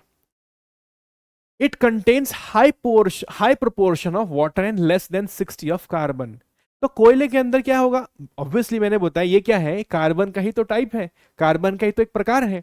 तो ऑब्वियसली इसमें क्या होगा? कार्बन ही होगा। लेकिन क्या बोल रहे हैं, इसके अंदर पानी ज्यादा होगा और कार्बन कम होगा, ठीक है। पानी ज्यादा यानी वाटर हाई, ये क्या होगा? हाई वाटर होगा इनटेक, हाई देखो proportion of water and less 60 of carbon. तो कार्बन कितना है यहां पर? कार्बन बहुत कम है, 60% से भी कम है ना, लेस देन 60%, ठीक है। लेस देन 60% कार्बन हो जाएगा। दूसरा देखो, दूसरा जो लिग्नाइट है उसमें देखो 60 to 70% क्या बेटा? कार्बन है। 60 to 70% कार्बन। कार्बन अच्छा होना, कार्बन ज्यादा होना अच्छा माना जाता है। अगर ज्यादा कार्बन तो ज्यादा अच्छा कोयला, ठीक है। यहां पे कितना है? 60 to 70% ऑफ कार्बन है। तो lignite is the second step of the formation of coal. ये सेकेंड स्टेप है। पहले में आप देखो पानी बहुत ज्यादा था और कार्बन 60% से भी कम था। दूसरे में 60 to 70% आ गया, मतलब थोड़ा तो बड़ा है। तीसरा होता है बिट्यूमिनस। तीसरा कौन सा बेटा? बिट्यूमिनस। बिट्यूमिनस कोल क्या है? इट कंटेन 70 to 90%, 70 से 90%, 70 to 90%, काफी हो गया ना, काफी हो गया। It contain 70 to 90% of carbon. अब मैंने क्या बोला था? कार्बन ज्यादा तो कोयला अच्छा, तो ये ज्यादा अच्छे की तरफ जा रहे हैं हम लोग। और लास्ट में आ रहा है एंथ्रासाइट। क्या है? Anthracite. This coal is hard and contain about 95% of carbon. खाली 5% पानी होगा, बाकी सब क्या है? कार्बन ही कार्बन। ये बहुत अच्छा माना जाता है, बहुत कम धुआं होगा, बहुत अच्छा आपको लाइट मिलेगा, और बहुत अच्छा इसमें से एनर्जी मिलेगा, बेसिकली हीट मिलेगा, ठीक है। हीट इज एनर्जी ओनली ना। तो ये चीज आपको यहाँ में, तो सबसे बेस्ट कौन सा हुआ? एंथ्रासाइट।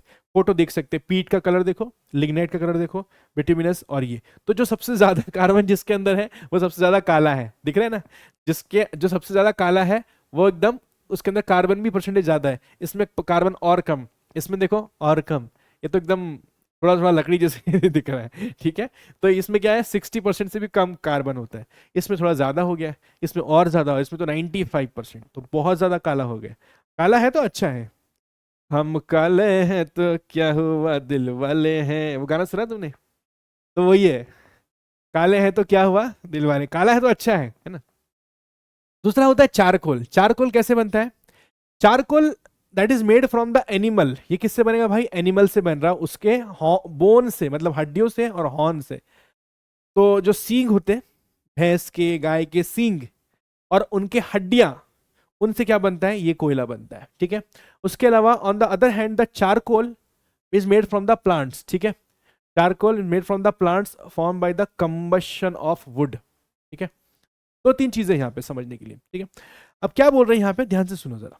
पहली चीज तो वो बोल रहे हैं कि जो चारकोल है ना, जो चारकोल यहाँ पे बन रहा है वो दो तरीके से बन रहा है। अब हम लोग वन बाय वन डिस्कस करेंगे कि चारकोल कैसे काम करता है, कैसे दिखता है, कैसे बनता है, वगैरह वगैरह, ठीक है। तो चारकोल किससे बन रहा है? Charcoal is made, okay, charcoal is made up from animal, from their bones and horns. तो बोन क्या होती है? हड्डियां, और हॉर्न्स क्या होते हैं? सींग। तो जानवरों के हड्डी और सींग से क्या बन रहा है? चारकोल बन रहा है, ठीक है। और उसके अलावा हम लोग आगे देखते हैं, उसमें लिखा है कि इसमें प्लांट्स जो होते हैं ना, plants is formed from charcoal made from the plants form by combustion of would in insufficient. तो दूसरा तरीका क्या है?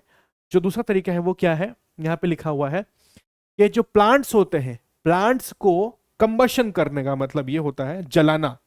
तो कंबशन करना मतलब जलाना, और जला के उनको कैसे जलाना है, इनसफिशिएंट, इधर लिखा हुआ इनसफिशिएंट सप्लाई ऑफ एयर, मतलब ज्यादा हवा नहीं देना है, कम हवा देना है, जलाना है बट कम हवा में। ठीक है, तो दो तरीके से आप यहां पे देख सकते हो। ठीक है, अब इसमें यूजेस दिखा है, तो यूजेस क्या है देखो, coal is use as fuel in the factories and homes. तो कोयला कहां कहां यूज हो रहा है भाई साहब, ये दोनों बेसिकली यूज कहां होंगे, फ्यूल के जैसे। फ्यूल मतलब क्या होता है, जैसे कहीं पर बारबेक्यू हो गया, वो एक फ्यूल है। पहले और ट्रेन चलती थी स्टीम वाली, उसमें उसमें कोयला डाला जाता था। ठीक है, coal is use to obtain coke, coal gas.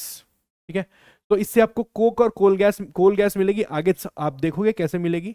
और कोल तार बेसिकली डांबर जो होता है ना, डांबर जिससे सड़क बनती है, ये वो वाला चीज है। Okay, coal is use in the thermal power plant for generation of electricity. तो कोल से इलेक्ट्रिसिटी कैसे बनती है भाई, कोल से इलेक्ट्रिसिटी कैसे बनेगी, तो कोल से पानी को गर्म किया जाता है, और पानी से स्टीम बनती है, और स्टीम से बेसिकली क्या होता है, वो स्टीम को और गर्म करते हैं, वो सुपर हीटेड स्टीम बन जाती है, और फिर उसको टरबाइन पे मारते हैं, टरबाइन से गोल गोल गोल गोल घूमता है, और टरबाइन घूमने से इलेक्ट्रिसिटी मिलती है। अब जो आपने विंड मिल देखी होगी, बड़ी बड़ी ऐसे फैन गोल गोल घूमते रहते हैं ना, देखा ना, वो विंड मिल होती है। ऐसे ही हमारे पास टरबाइन्स होते हैं, उस पर हम लोग स्टीम डालते हैं और गोल गोल घूमता है, जिससे हमारा इलेक्ट्रिसिटी जनरेशन हो जाता है। ये कभी और हम पढ़ेंगे कि पावर प्लांट कैसे काम करता है, कभी डिटेल में समझेंगे इसके बारे में। अब आते हैं कोक के बाद। कोक क्या होता है, pure coal that remains when coal gas has been taken away from the coal, it's called the coke. तो कोक क्या है, प्योर फॉर्म है किसकी, कोल का प्योर फॉर्म। ठीक है, कैसे यूज करते हैं, use as a domestic fuel, मतलब घर में आप यूज कर सकते हैं। Okay, coke is use as a reducing agent. Reducing agent क्या होते हैं, रिड्यूसिंग एजेंट उन्हें कहते हैं जो रिडक्शन करते हैं, रिडक्शन करते हैं। अब रिडक्शन, ऑक्सीडेशन, ये जो पार्ट है ये आपको 10वीं कक्षा में देखने के लिए मिलेगा। अभी के लिए एक वर्ड आपको याद आ रहा है कि रिड्यूसिंग एजेंट कौन होता है, जो रिड्यूस करते हैं। और रिड्यूसिंग किसे कहते हैं, जो जैसे मान लेते हैं, एक एग्जांपल के लिए बता रहा हूं, जैसे जैसे कॉपर ऑक्साइड है, कॉपर ऑक्साइड के ऊपर आप हाइड्रोजन अप्लाई करोगे, तो यहाँ से कॉपर और H2O ये दोनों अलग अलग हो जाते हैं। ठीक है, कॉपर और ऑक्सीजन दोनों अलग अलग हो जाते हैं। यहाँ पे लिख देता हूँ मैं, कॉपर और H2O यानी वाटर, ऐसा कुछ रिएक्शन होगा। अब यहाँ पे एक ध्यान से चीज बता देता हूँ, है ना, आपके सिलेबस की नहीं है, बाहर की है, बट अगर आप समझ पा रहे हो, समझने में इंटरेस्टेड हो, तो दिखा देता हूँ। क्या होता है, जब इस carbon dioxide sorry copper oxide के ऊपर हाइड्रोजन गैस डाली जाती है, तो कॉपर बेसिकली कन्वर्ट हो जाता है, कॉपर ऑक्साइड कन्वर्ट हो जाता है कॉपर में, और H2 कन्वर्ट हो जाता है H2O में। ठीक है, तो यहां पे बेसिकली क्या हुआ, यहां पे क्या हुआ, कॉपर में से ऑक्सीजन निकल गया, तो इसका मतलब ये रिडक्शन, इसका हुआ रिडक्शन, इसका क्या हुआ, रिडक्शन। और इस रिडक्शन को रिड्यूस करने, इस बेसिकली इसको रिड्यूस करने में, छोटा करने में हेल्प किसने किया, इस हाइड्रोजन ने। तो ये होगा रिड्यूसिंग एजेंट। आई नो ये बहुत सारे इसमें सवाल होंगे, बहुत सारा क्वेश्चन हो गए, बहुत लोग को नहीं समझा होगा, बट ये सिर्फ थोड़ा फील कराने के लिए दिया था मैंने। ये आपके सिलेबस में है भी नहीं, ये 10वीं कक्षा में आएगा, तब समझना। अभी के लिए ऐसे थोड़ा फील कर लो कि रिड्यूसिंग एजेंट क्या करता है। तो रिड्यूसिंग एजेंट रिड्यूस करता है, इसको छोटा हो गया ना, ये कॉपर ऑक्साइड क्या बन गया, कॉपर बन गया ना, छोटा कैसे हुआ, अगर इसके साथ रिएक्शन नहीं करता तो होता नहीं, होता ना, तो इसने हेल्प किया उसको छोटा करने के लिए। ये रिड्यूसिंग एजेंट क्या करता है, रिड्यूस कर देता है, रिडक्शन कर देता है। आया समझ में, आया मजा। तो Coke is use in the production of water gas and producer of gas CO plus H2 plus CO2 and plus N2। तो ये प्रोड्यूसर गैस, ये दो प्रकार की गैस आपको यहाँ पे दिखाई, एक तो वाटर गैस और दूसरा प्रोड्यूसर गैस। प्रोड्यूसर गैस में कॉम्बिनेशन आप देख सकते हैं, कार्बन मोनोऑक्साइड है, हाइड्रोजन है, कार्बन डाइऑक्साइड है, और N2 है, नाइट्रोजन। और यहाँ पे क्या है, कार्बन मोनोऑक्साइड और H2 हाइड्रोजन, इस दोनों को मिलाओगे तो क्या बनेगा, वाटर गैस। और प्रोड्यूसर गैस बनाना है तो carbon monoxide, hydrogen, carbon dioxide और नाइट्रोजन। ठीक है, चलो अब हाइड्रोकार्बन पे आ जाओ। जो फील की बात चल रही थी, वो फील यहां पे आएगा। कौन सा फील, ऑर्गेनिक केमिस्ट्री का जो फील है, अब यहां पे आपको आएगा। ठीक है, देखो हाइड्रोकार्बन्स क्या होते हैं, ऐसे कंपाउंड, हाइड्रोकार्बन्स क्या होते हैं, कंपाउंड ही होते हैं, ऐसे कंपाउंड्स जिसमें हाइड्रोजन भी हो, कंपाउंड्स हैविंग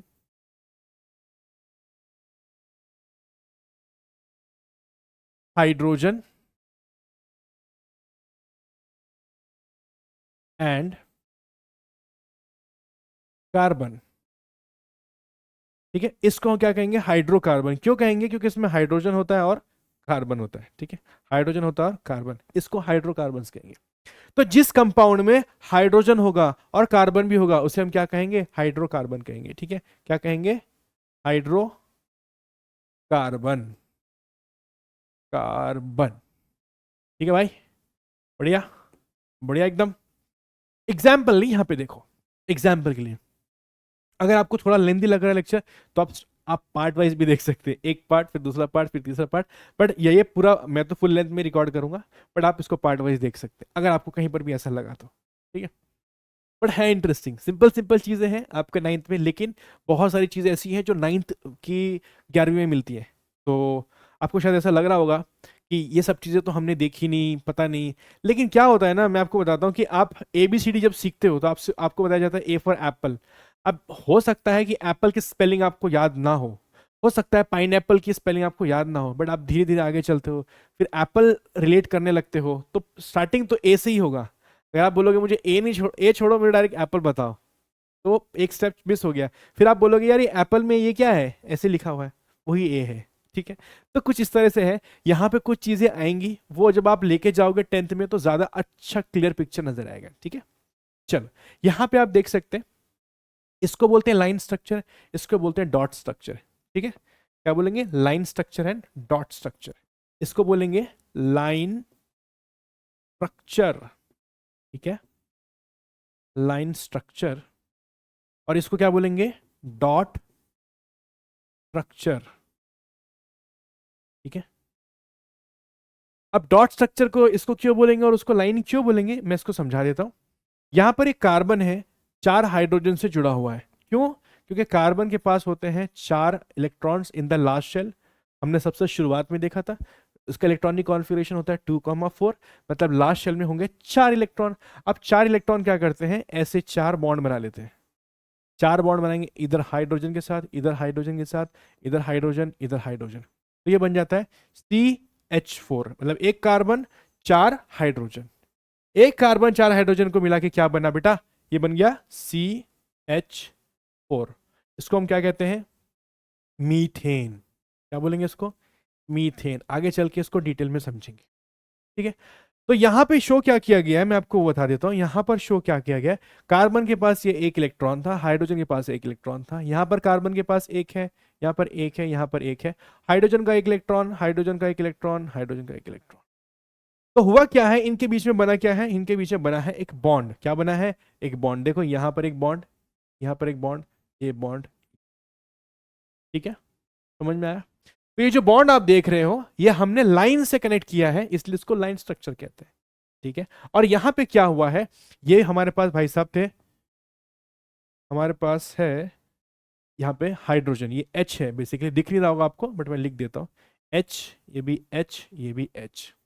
तो ये जो आप गोल गोल देख रहे हो ये बेसिकली क्या है, एटम है, किसका, हाइड्रोजन का। और बीच में जो C देख रहे हो वो कार्बन का एटम है। कार्बन के लास्ट शेल में इलेक्ट्रॉन होते हैं 4, ये बात तो आप जान चुके हो। तो यहाँ पे मैं मार्क कर देता हूँ, मार्क इससे कर देता हूँ। तो समझो एक ये जो है ये कार्बन का, ये कार्बन का, ये कार्बन का, और ये कार्बन का।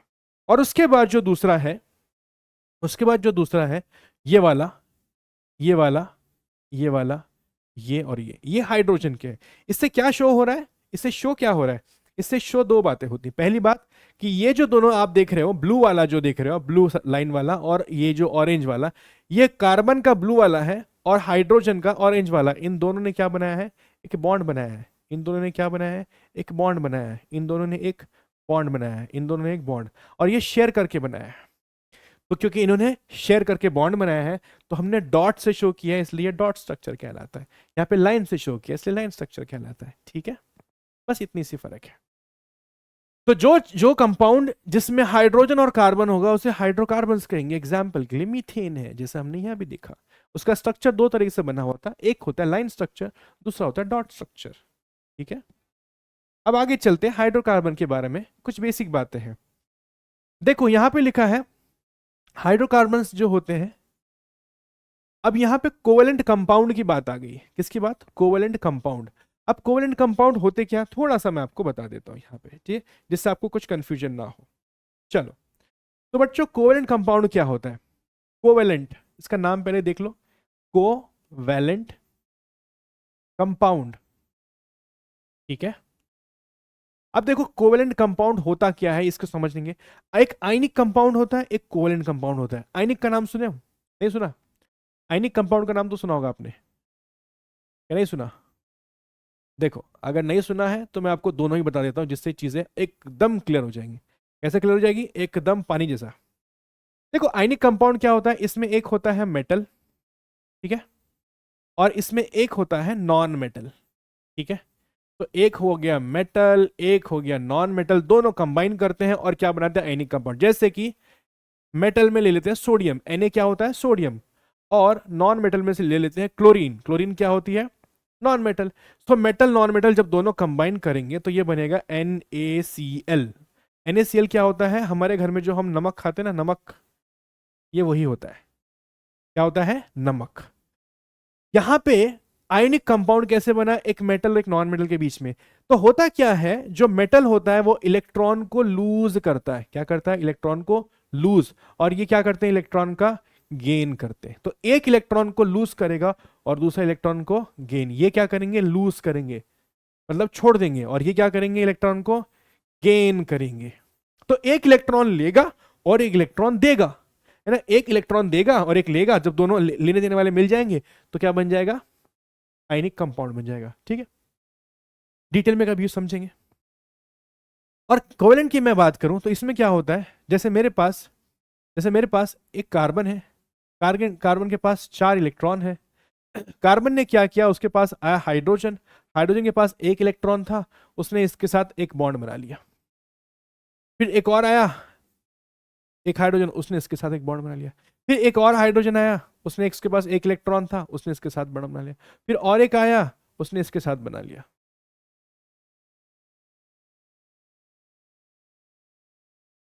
ठीक है।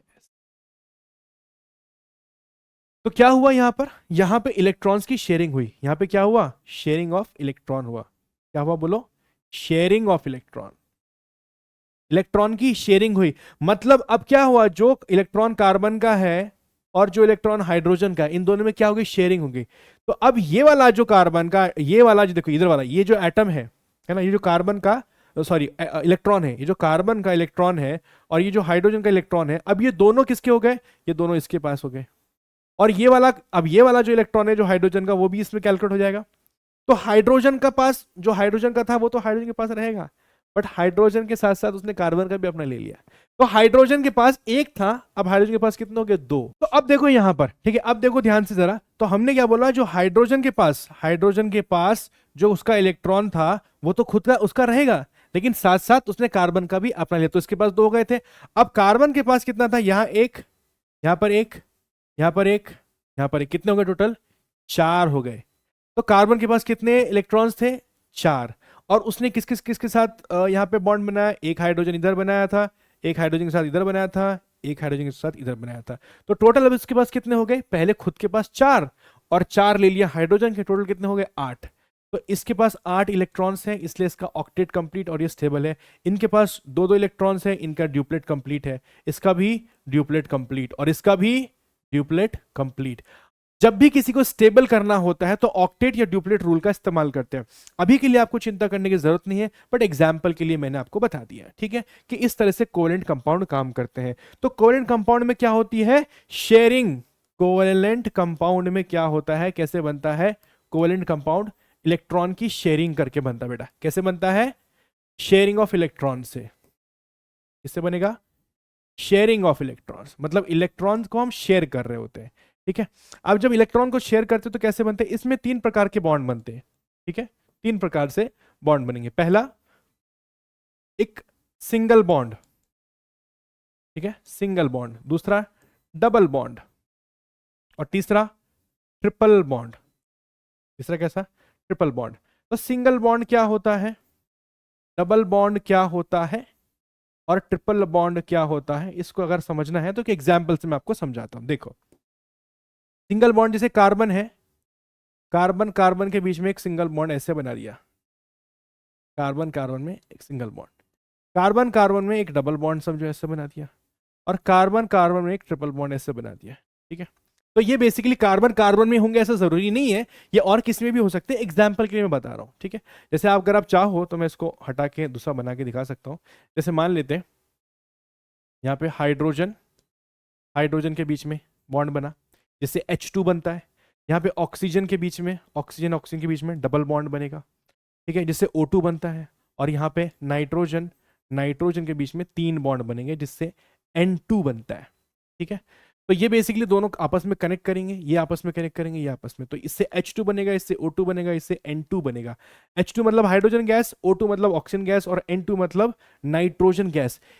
ये बताने का पर्पस क्या है? बताने का पर्पस देखो, इतना डिटेल में तुमको कोई एग्जाम में पूछेगा नहीं, कहीं आएगा भी नहीं। बताने का पर्पस ये है कि कोवेलेंट जब बॉन्ड बनते हैं तो इलेक्ट्रॉन की शेयरिंग होती है। किस तरह से होती है कि कई बार सिंगल बॉन्ड बना के भी हो सकती है, कई बार डबल भी बनाया जा सकता है, और कई बार ट्रिपल भी बनाया जा सकता है। इसलिए आपको बताना था यहां पर। तो covalent compounds have low melting points. Covalent जो कंपाउंड होते हैं उनके मेल्टिंग पॉइंट कैसे होते हैं? लो होते हैं, और उनके बॉइलिंग पॉइंट भी कैसे होंगे? लो होंगे, ठीक है।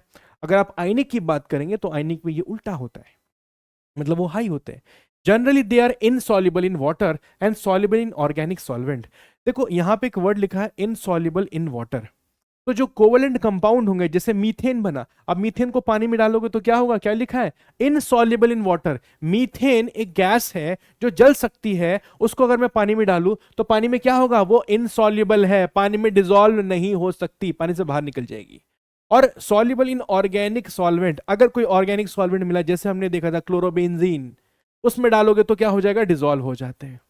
They are poor conductors of heat and electricity. ये क्या है? पुअर कंडक्टर है। पुअर कंडक्टर का मतलब होता है they are not good conductor, electricity और हीट को अच्छे से पास नहीं कर पाते बेचारे। कैसे? पुअर कंडक्टर है। उसके बाद सैचुरेटेड एंड अनसैचुरेटेड हाइड्रोकार्बन्स के बारे में बात करेंगे कि वो क्या होते हैं, और देखते हैं। देखो सैचुरेटेड हाइड्रोकार्बन्स उन्हें कहते हैं, सैचुरेटेड हाइड्रोकार्बन्स, HC लिख देता हूं शॉर्ट में।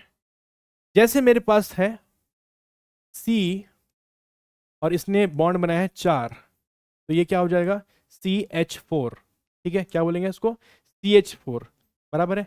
CH4 क्या होता है? मीथेन होता है। ये मीथेन एक गैस होती है, ठीक है, जो जलती है ना। तो CH4 दिखा आपने। अब यहां पर मुझे एक बात बताओ, क्या आपको ऐसा लग रहा है कि इस कार्बन के पास सिंगल सिंगल बॉन्ड तो बना, क्या ये और बॉन्ड बनाया जा सकता है? देखो हाइड्रोजन के पास तो एक इलेक्ट्रॉन होता है, उसने अपना सिंगल बॉन्ड बना के बैठ गया। कार्बन के पास 4 इलेक्ट्रॉन थे, तो उसने 4 बॉन्ड बना लिया। क्या अब पॉसिबल है कि और बॉन्ड बन सकते हैं? यहां पे नहीं बन सकते। मतलब ये जो पार्ट है, जो इसको आप देख रहे हो, ये अपने लिमिट को पहुंच चुका है। ये और ज्यादा बॉन्ड नहीं बना सकता है। अगर अब ये और बॉन्ड नहीं बनाएगा तो ये अपने लिमिट को पहुंच चुका, मतलब ये अपने सैचुरेशन को पहुंच चुका। इसलिए इसको कहेंगे saturated hydrocarbon. Saturated hydrocarbon is the name of a compound. ये क्या है? ये कंपाउंड का नाम है बेटा। ये क्या है? एक कंपाउंड है, CH4। तो ये सैचुरेटेड क्यों कह रहे हैं इसको? क्योंकि इसमें और कोई बॉन्ड बनना पॉसिबल नहीं है। तो सर क्या ऐसे भी कंपाउंड होता है जिसको तोड़ के हम और बॉन्ड बना सकते हैं? बिल्कुल होते हैं। आओ समझते हैं। अब हम देखते हैं अनसैचुरेटेड। कौन सा? अनसैचुरेटेड। अनसैचुरेटेड हाइड्रोकार्बन, इसमें क्या होता है? इसमें देखो, मान लेते मेरे पास एक कार्बन यहां पर है, इस कार्बन कार्बन में डबल बॉन्ड है, और डबल बॉन्ड है तो कार्बन तो 4 बॉन्ड बनाता है, तो समझो एक बॉन्ड और बना दो, ये 3 हो गए। मतलब ये 2, एक 3 और एक 4। इसके पास कितने हैं? 2 इधर है, एक 3 और एक 4, हो गए 4। अब मान लेते हैं इन्होंने सिंगल सिंगल बॉन्ड किसके साथ बनाया? हाइड्रोजन के साथ बनाया। यहां पर भी हाइड्रोजन, ठीक है। इसको इसको इसमें क्या है? इसमें 2 कार्बन है, ओके, और हाइड्रोजन कितने हैं? 4 हाइड्रोजन है, C2H4, ठीक है। C2H4 ये क्या है? एक कंपाउंड है। क्या ये कंपाउंड और बॉन्ड बना सकता है? क्या ये कंपाउंड और बॉन्ड बना सकता है? आप कहोगे सर हमें तो नहीं पता बना सकता है या नहीं बना सकता है। मैं बोलता हूं बना सकता है, तो आप बोलोगे कैसे? देखो कैसे। ये जो कार्बन है, ये कार्बन है, इसका डबल बॉन्ड हटा के सिंगल कर दो, बाकी सब कुछ एज इट इज रहने दो। ये देखो ऐसे ही, बाकी मैं कुछ भी नहीं करूंगा। जहां H था वहां पे H, जहां पे H था वहां पर H, यहां पर H था तो यहां पर H, और यहां पर H था तो यहां पर H। बाकी मैंने कुछ किया क्या? नहीं किया। मैंने क्या किया? मैंने सिर्फ एक ये बॉन्ड को तोड़ दिया। अब बॉन्ड तोड़ने के बाद क्या हुआ, इस कार्बन ने कितने बॉन्ड बनाए, 1 2 3, ये बना कितना सकता है 4, तो एक और बन जाएगा। इस कार्बन ने कितने बनाए, 1 2 3, ये कितना बना सकता है 4, तो एक और बना दो। इसके साथ और 2 हाइड्रोजन ऐड हो सकते हैं। हुआ कि नहीं हुआ, हुआ सॉरी। तो इस कार्बन में इस सॉरी इस कंपाउंड ने, हमने देखा इस कंपाउंड से हमें और भी बॉन्ड बन सकते हैं। इस कंपाउंड के अंदर हमारे हमारे पास था कार्बन कार्बन में डबल बॉन्ड, हमने उसको तोड़ के क्या कर दिया, सिंगल कर दिया। अब उसमें और 2 हाइड्रोजन जोड़ दिए, मतलब जिसको हम यहां पर देख रहे थे वो सैचुरेटेड नहीं था, वो अनसैचुरेटेड था। सैचुरेटेड तो वो होता है जिसमें और बॉन्ड बनने की संभावना ही ना हो। इसमें संभावना है तभी तो हमने बनाया। तो जिसमें संभावना होगी उसको कहेंगे अनसैचुरेटेड। जिसमें संभावना ही नहीं है, जो अपने लिमिट को ही पहुंच गया, वो क्या हो जाएगा, वो हो गया सैचुरेटेड। ठीक है, इसको बोलेंगे सैचुरेटेड हाइड्रोकार्बन। अब बात करते हैं सॉल्युबिलिटी ऑफ कार्बन।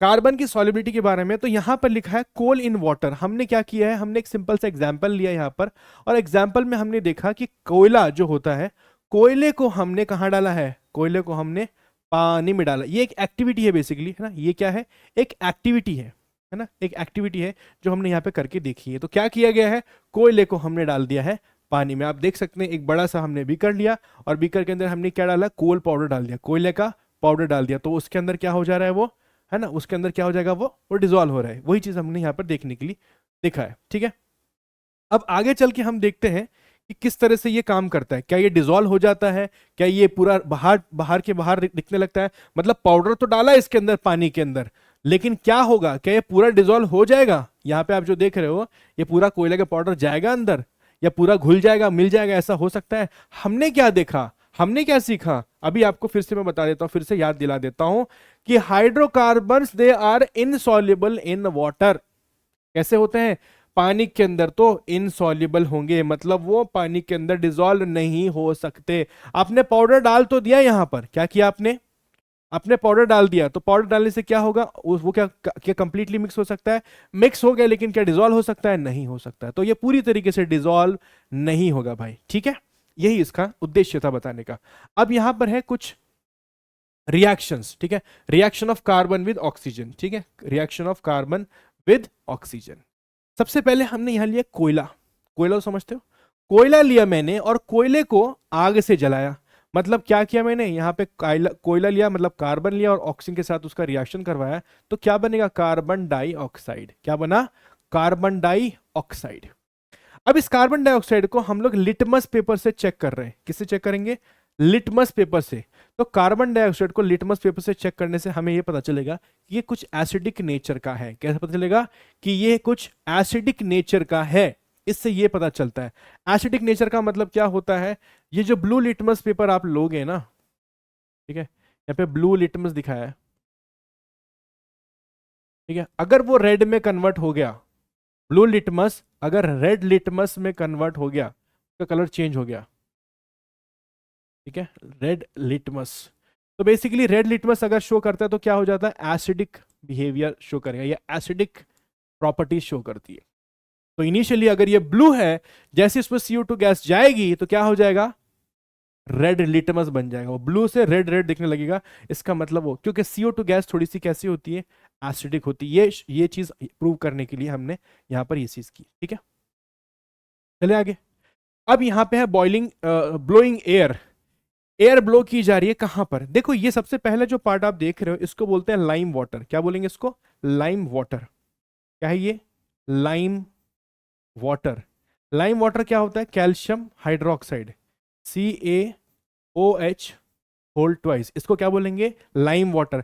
जब लाइम वाटर में ऐसे फूंक मारोगे आप, तो आपके मुंह के अंदर से क्या निकल के आएगा, कार्बन डाइऑक्साइड। अब उस कार्बन डाइऑक्साइड को जैसे लाइम वाटर में डालोगे, उसका कलर कैसा हो जाएगा, ये हो जाएगा मिल्की व्हाइट। कैसा हो जाएगा भाई, कैसा हो जाएगा, मिल्की व्हाइट। ये क्या हो गया, मिल्की व्हाइट। ओके, ओके, ऐसा क्यों हुआ, ऐसा रिएक्शन की वजह से हुआ। कार्बन, ये लाइम वाटर था हमारे पास, इसमें हमने कार्बन डाइऑक्साइड, कैसे, इसने मुंह से जो गया है बेसिकली वो क्या था, कार्बन डाइऑक्साइड, जिसकी वजह से ये कन्वर्ट हो गया। ठीक है, ठीक है, चले आगे। अब यहां देखो, यहां पे देखो, कैल्शियम कार्बोनेट है हमारे पास और डाइल्यूट हाइड्रोक्लोरिक एसिड है। दो चीजें हमने ली है, ठीक है, दो चीजें ली। एक तो है डाइल्यूट हाइड्रोक्लोरिक एसिड, ये क्या होता है, HCl होता है। HCl नाम सुना होगा आपने HCl का। और ये कैल्शियम कार्बोनेट जिसको हम लोग क्या कहते हैं, लाइमस्टोन, क्या बोलेंगे, लाइमस्टोन, ये लाइमस्टोन। तो लाइमस्टोन का कुछ छोटा छोटा टुकड़ा, छोटा छोटा पाउडर के फॉर्म में हमने इसमें डाला, और क्या डाला, इसमें एसिड हम लोग डाल रहे हैं। क्या डाल रहे हैं, एसिड। अब जैसे ये रिएक्शन होगा, यहां पर रिएक्शन होने के साथ साथ यहां पे दो चीजें मिलेंगी हमें, ठीक है। जैसे ही रिएक्शन कंप्लीट होगा, यहां से क्या मिलेगा, हमें मिलेगा एक तो CaCl2, क्या मिलेगा, CaCl2, एक तो ये चीज मिलेगी।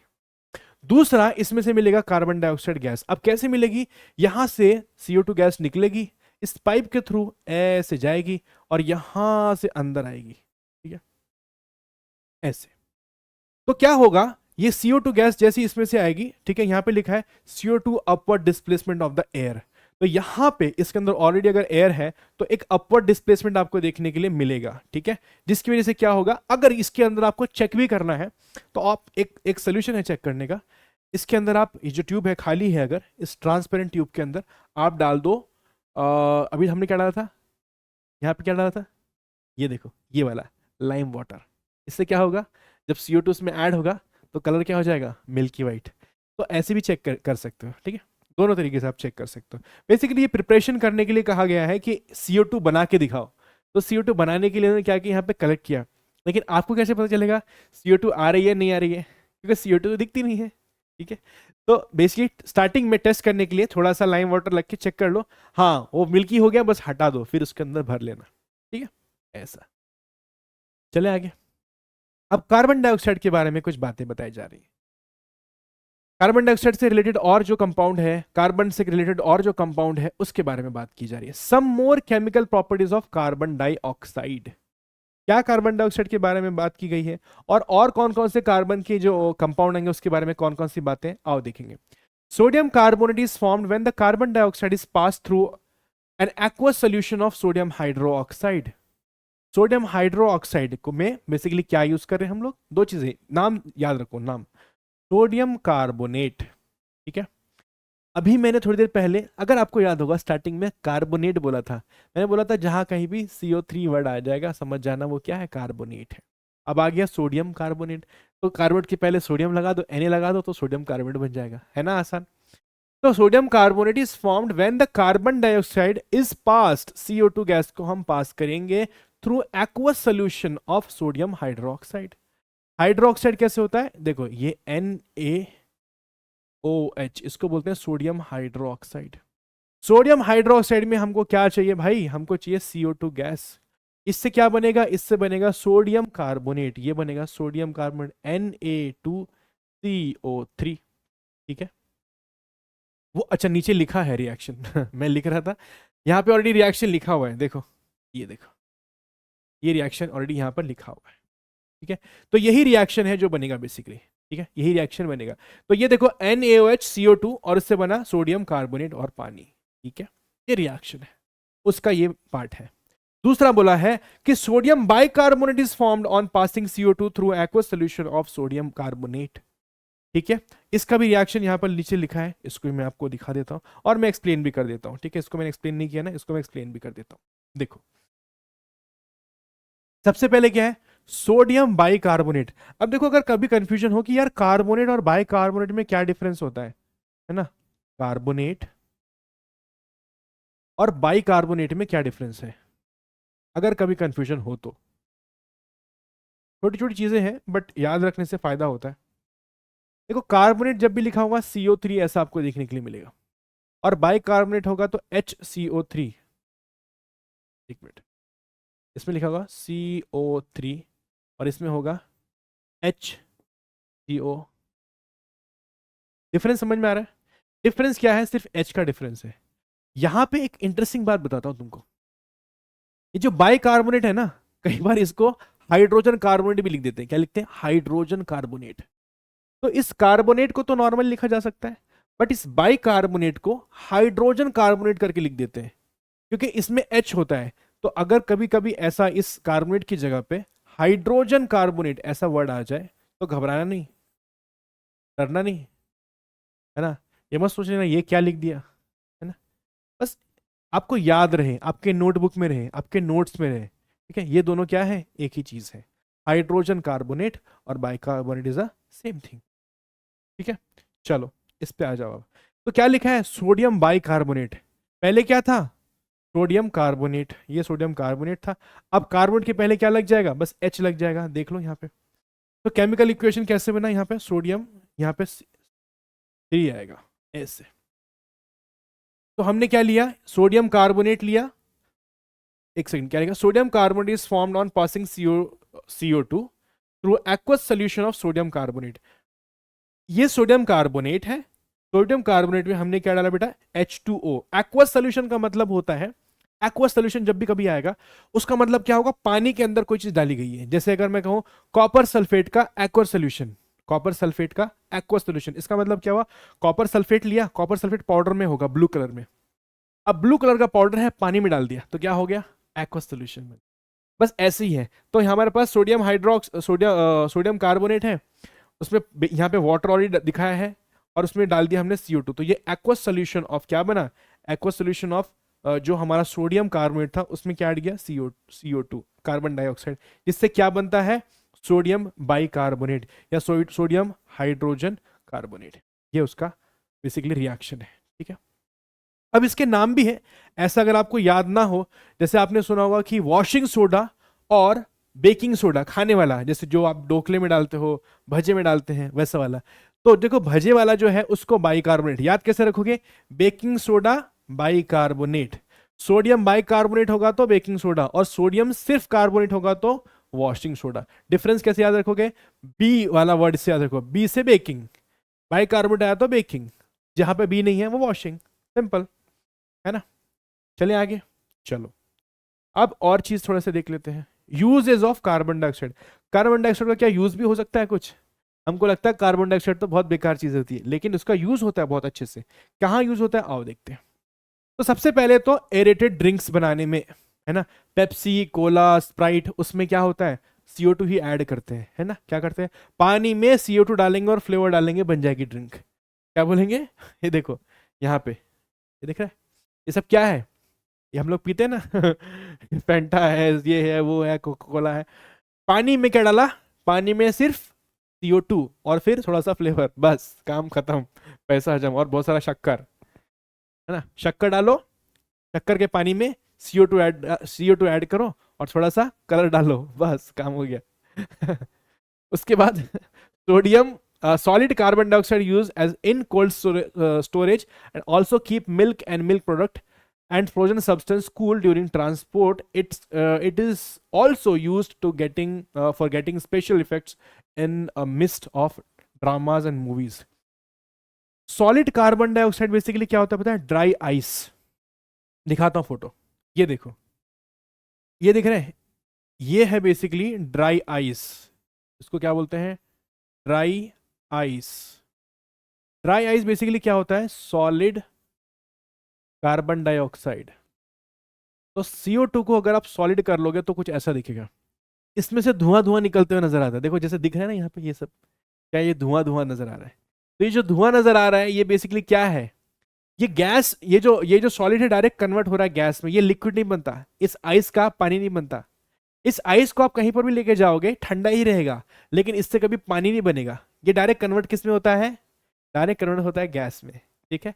तो इसका बड़ा इंटरेस्टिंग चीज है, जब आप इसको देखोगे, हाथ पे रखोगे, इस बर्फ को हाथ पे रखोगे, हाथ गीला नहीं होगा, लेकिन हाथ पे रखना मत, हाथ पे चिपक जाता है, ये हाथ पे चिपक जाएगा, स्किन से फिर निकलता नहीं है। तो इसको हाथ से नहीं पकड़ना होता है ना, इसके लिए ग्लव्स आते हैं या फिर पेपर वगैरह रहता है जिसमें इसको पकड़ना रहता है। डायरेक्ट हाथ पे रखोगे चिपक जाएगा, फिर निकलेगा नहीं, स्किन लेके निकलेगा फिर तो संभाल के। तो ये मिलता है मार्केट में, आप जाके देख सकते हैं, सॉलिड CO2 बोलते हैं इसको, है ना, या ड्राई आइस बोलेंगे।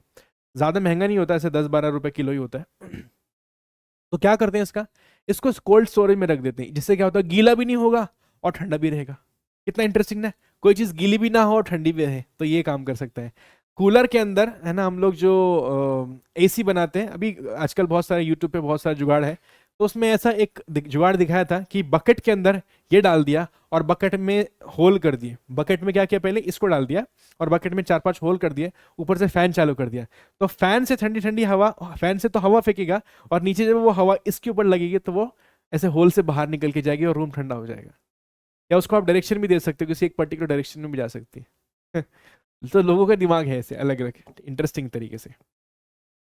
तो ये हो गया हमारा dry ice. CO2 obtained by the chemical reaction और kept under pressure, it is used in fire extinguisher. तो CO2 हमें बेसिकली कहाँ मिल रही है, CO2 obtained from the chemical reaction. Chemical reaction से CO2 मिल जाती है और इसको हम लोग प्रेशर में प्रेशराइज करके फायर एक्सटिंग्विशर में रखते हैं। अब हम लोग आगे देखेंगे कि फायर एक्सटिंग्विशर में ये काम कैसे करती है। Liquefied CO2 is use to remove the caffeine from the coffee. तो कॉफी से कैफीन निकालने के लिए लिक्विफाइड CO2 का इस्तेमाल किया जाता है। Liquid CO2 is use as solvent in the modern eco friendly dry cleaning. तो ड्राई क्लीनिंग में जो आप यूज कर रहे हैं बेसिकली क्या है, लिक्विड CO2, इसलिए as a solvent, solute and solution, ये 3 चीजें होती है, हमने पढ़ा था इसके पहले, याद आ रहा है, याद आना चाहिए, भूलना नहीं है ना सब कुछ। Plants use CO2 in air to for photosynthesis. तो प्लांट्स बेसिकली जो खाना बनाते हैं आपको पता है फोटोसिंथेसिस से बनता है। कैसे बनता है, वो CO2 यूज करते हैं। तो CO2 यूज करेंगे, खाना बनाएंगे और फिर ऑक्सीजन हमें दे देते हैं। तो हमारा बेसिकली उनके लिए CO2 बहुत इंपॉर्टेंट है। इसलिए हमारे घर के आसपास अगर प्लांट्स रहेंगे तो हमारा बहुत सारा CO2 ले लेते हैं और हमें क्या देते हैं, ऑक्सीजन। ठीक है, अब ये हमने देखा। चलो अब आगे। अब देखो यहां पर रेगुलर फायर एक्सटिंग्विशर, ये फायर एक्सटिंग्विशर में कैसे काम होता है वो आपको बताया जा रहा है। देखो हम लोग कहते हैं कि कार्बन डाइऑक्साइड से आग बुझ जाती है ना, ऐसा हम लोग कहते हैं ना कि जब कहीं आग लगी हो तो उस पर हम लोग ऐसे फायर एक्सटिंग्विशर से ऐसे डालेंगे तो उसमें से बहुत सारे CO2 गैस निकलेंगे और आग बुझ जाएगी। CO2 से आग बुझती कैसे है, देखो मान लो कहीं पर लगा हुआ है फायर, ऐसे ऐसे फायर लगी हुई, आग लगी हुई है, ठीक है, ये सब आग के से फ्लेम्स है और आपने क्या लिया, आपने CO2 लेके आया, आपने लाया CO2 और इसके ऊपर डाल दिया। तो जब आप इसके ऊपर CO2 डालते तो ये इसको कवर कर लेता है। होता क्या है, इसके अंदर जो आग जल रही होती है उसको ऑक्सीजन नहीं मिलती, और जब ऑक्सीजन नहीं मिलेगी तो क्या होगा, किसी भी जलने वाली चीज का अगर ऑक्सीजन निकाल लिया जाए, उसको ऑक्सीजन हटा दिया जाए तो बुझ जाएगी। सिंपल सी बात है ना, कि कोई भी चीज अगर जल रही है उसको ऑक्सीजन ना दिया जाए तो वो जल नहीं सकती, कभी नहीं जल सकती। बस हम यही करते हैं। तो जब यहाँ पे आग लगी होती है हम लोग क्या करते हैं, इसके ऊपर ये डाल देते हैं CO2 का स्प्रे। CO2 का स्प्रे करने से क्या होता है, आग को ये कवर कर लेता है गैस, और उसको क्या ऑक्सीजन मिलता नहीं और वो आग बुझ जाती है। ऐसे आग बुझती है। तो इसके लिए एक रिएक्शन दिया है बच्चा, रिएक्शन देख लो। रिएक्शन है सोडियम हाइड्रोजन कार्बोनेट। अब डरना नहीं है, ठीक है, अभी आ गया होगा तुमको, सोडियम हाइड्रोजन कार्बोनेट, ठीक है ना, या सोडियम बाइकार्बोनेट, अब याद रहेगा, सोडियम बाइकार्बोनेट और H2SO4, मतलब यहाँ पे ये सल्फ्यूरिक एसिड है। तो इन दोनों का रिएक्शन करवाते हैं। अब ये रिएक्शन एक्चुअल में कैसे होता है, यहाँ पे देखो, ये अंदर से दिखाया है, ये तो बाहर से तो ऐसे खूबसूरत दिखती है, अंदर से कुछ ऐसा दिखता है। अब इसमें क्या होता है देखो जरा ध्यान से, इसके अंदर देखो यहाँ पे कैप्सूल दिया हुआ है, ये दिख रहा है कैप्सूल, ये कैप्सूल ऐसे, तो इस कैप्सूल के अंदर भरा होता है सल्फ्यूरिक एसिड। क्या भरा हुआ है, सल्फ्यूरिक एसिड। और अंदर जो टैंक है उसमें भरा हुआ है सोडियम बाइकार्बोनेट। तो देखो दोनों चीजें मिल गई ना, दोनों मिल गई, एक तो सल्फ्यूरिक एसिड और सोडियम बाइकार्बोनेट, ये दोनों मिल गए। होता क्या है, अब देखो इंटरेस्टिंग, बहुत मजेदार चीज ये है ना। इसमें क्या होगा, ये नॉब है ऊपर से, जैसे नॉब को ऐसे मारोगे ना, ऊपर से ऐसे नॉब को मारोगे तो क्या होगा, ये कैप्सूल फूट जाता है। इसके अंदर कैप्सूल में क्या था, सल्फ्यूरिक एसिड था। तो ऊपर से नॉब को ऐसे मारा जोर से, अंदर क्या था, सल्फ्यूरिक एसिड, वो फूट गया। जैसे ही वो फूटेगा तो क्या होगा, सोडियम बाइकार्बोनेट नीचे है, उन दोनों का क्या हो जाएगा, रिएक्शन स्टार्ट हो जाएगा। जैसे ही रिएक्शन होगा तो क्या बनेगा, सोडियम सल्फेट, H2O और CO2। और CO2 गैस क्या होती है, CO2 गैस तो बाहर निकलने की कोशिश करेगी जब प्रेशर बनेगा, तो CO2 गैस बाहर निकलेगी और यही गैस हम इस पर डाल देंगे और आग बुझ जाएगी। है मजा कैसे हो रहा है, ठीक है। तो ये ऐसे फायर एक्सटिंग्विशर काम करता है, ठीक है, क्या करता है, फायर एक्सटिंग्विशर। अब नेक्स्ट हमारा मीथेन है। तो मीथेन के बारे में इतनी देर से हम लोग जो चर्चा कर रहे थे, तो मीथेन क्या है, यही है मीथेन, ठीक है। मॉलिक्यूलर फॉर्मूला CH4 है, अभी तक हमने देखा, और इसका मास होता है 16। अगर किसी को कंफ्यूजन है कि सर मास 16 कैसे आया, तो देखो CH4, इसका मास निकालो, इसका मास निकालो, कंबाइन कर दो, कार्बन का मास कितना होता है बोलो, 12। हाइड्रोजन का मास कितना होगा बोलो? एक हाइड्रोजन का होता है एक, तो 4 का कितना होगा? Multiply by 4। कितना हो गया बोलो? 4 और 12 कितना हो गया? 16। कितना आया? 16। सिंपल है ना, इजी पीजी लेमन स्क्वीजी। उसके बाद अक्यूरेंस पूछते हैं। अक्यूरेंस का मतलब होता है कि एग्जिस्टेंस कैसे है, वो कहाँ मिलती है, कहाँ रहती है, कहाँ दिखती है। Methane occurs in the natural gas to the extent of 87%। ठीक है, मीथेन अकर्स, जो नेचुरल गैस होती है, नेचुरल गैस पता है? देखो एक तो होती है सीएनजी, सुना है? एक होता है एलपीजी, सुना है? नाम तो सुना होगा। एलपीजी, सीएनजी, इनका नाम सुना है? एलपीजी हमारे घर में यूज होते हैं और सीएनजी कहाँ पे होते हैं? गाड़ियों में। तो कंप्रेस्ड नेचुरल गैस जो हमारे गाड़ियों में रहती है, जैसे कभी कार में होती है, आजकल तो बाइक भी आ गई और ट्रक्स भी चल रहे हैं सीएनजी से, ये नेचुरल गैस होती है। इसमें 87% क्या है? मीथेन। ये बहुत ही अच्छी गैस है, पोल्यूशन बिल्कुल नहीं करती, बहुत क्लीन गैस है। ठीक है। Decomposition of organic matter in the absence of air produce methane. जो ऑर्गेनिक मैटर होता है ना, ऑर्गेनिक मैटर का मतलब होता है जैसे नेचुरल चीजें, जैसे प्लांट्स, एनिमल्स, ये सब ऑर्गेनिक है। तो इनका जब डिकम्पोजिशन होता है, डिकम्पोजिशन कैसे? बैक्टीरिया से होता है। बायो में आप पढ़ोगे ना, बैक्टीरियाज आ जाते हैं। जैसे कोई इंसान मर जाए तो उसकी बॉडी में बैक्टीरियाज आ जाएंगे। कोई कोई जानवर मर जाए, कोई कोई परिंदा मर जाए, कोई पेड़ गिर जाए तो सड़ने लगता है, कोई कुत्ता मर जाए तो सड़ने लगता है। वो सड़ता क्यों है? उसमें से गंदी से स्मेल क्यों आती है? क्योंकि बैक्टीरिया उसको डिकम्पोज करते हैं, उसको सब कुछ उसका तोड़ ताड़ के सब कुछ अलग करके कुछ खा लेते हैं, कुछ है ना, डिकम्पोज। तो जो डिकम्पोजिशन होता है उससे स्मेल आती है, वो सड़ने की जो स्मेल होती है, it is because of the decomposition. Decomposition होना स्टार्ट हो गया मतलब गंदी स्मेल आनी स्टार्ट हो जाएगी आपको। अब ये डिकम्पोजिशन किसका करना है हमें? ऑर्गेनिक मैटर का। तो जब ऑर्गेनिक मैटर का डिकम्पोजिशन होता है in the absence of air, air नहीं चाहिए वहां पे, तो तब आपको क्या मिलेगा? मीथेन मिलती है। तो मीथेन आप घर पे भी बना सकते हैं।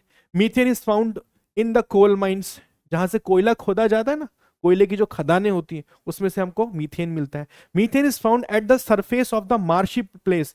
मार्शी प्लेस मतलब ऐसी जो छोटी छोटी झाड़ियां होती है ना, कई बार समुद्र के पास मिल जाएंगी आपको ऐसा इलाका जहां पे छोटी छोटी झाड़ियां होती हैं, कुछ पानी वगैरह होता है, वहां पे मार्शी प्लेस होता है। उस जगह पे कि आपको ये, अब ये मार्श, इसको मार्श गैस भी बोलते हैं। क्यों? क्योंकि ये मार्शी प्लेस में मिलती है। अब तुम लोग बोले यार ये मार्शी मार्शी क्या बोल रहे हैं सर, तो मैं तुमको दिखा देता हूँ। देखो ऐसा होता है ऐसी जगह पे।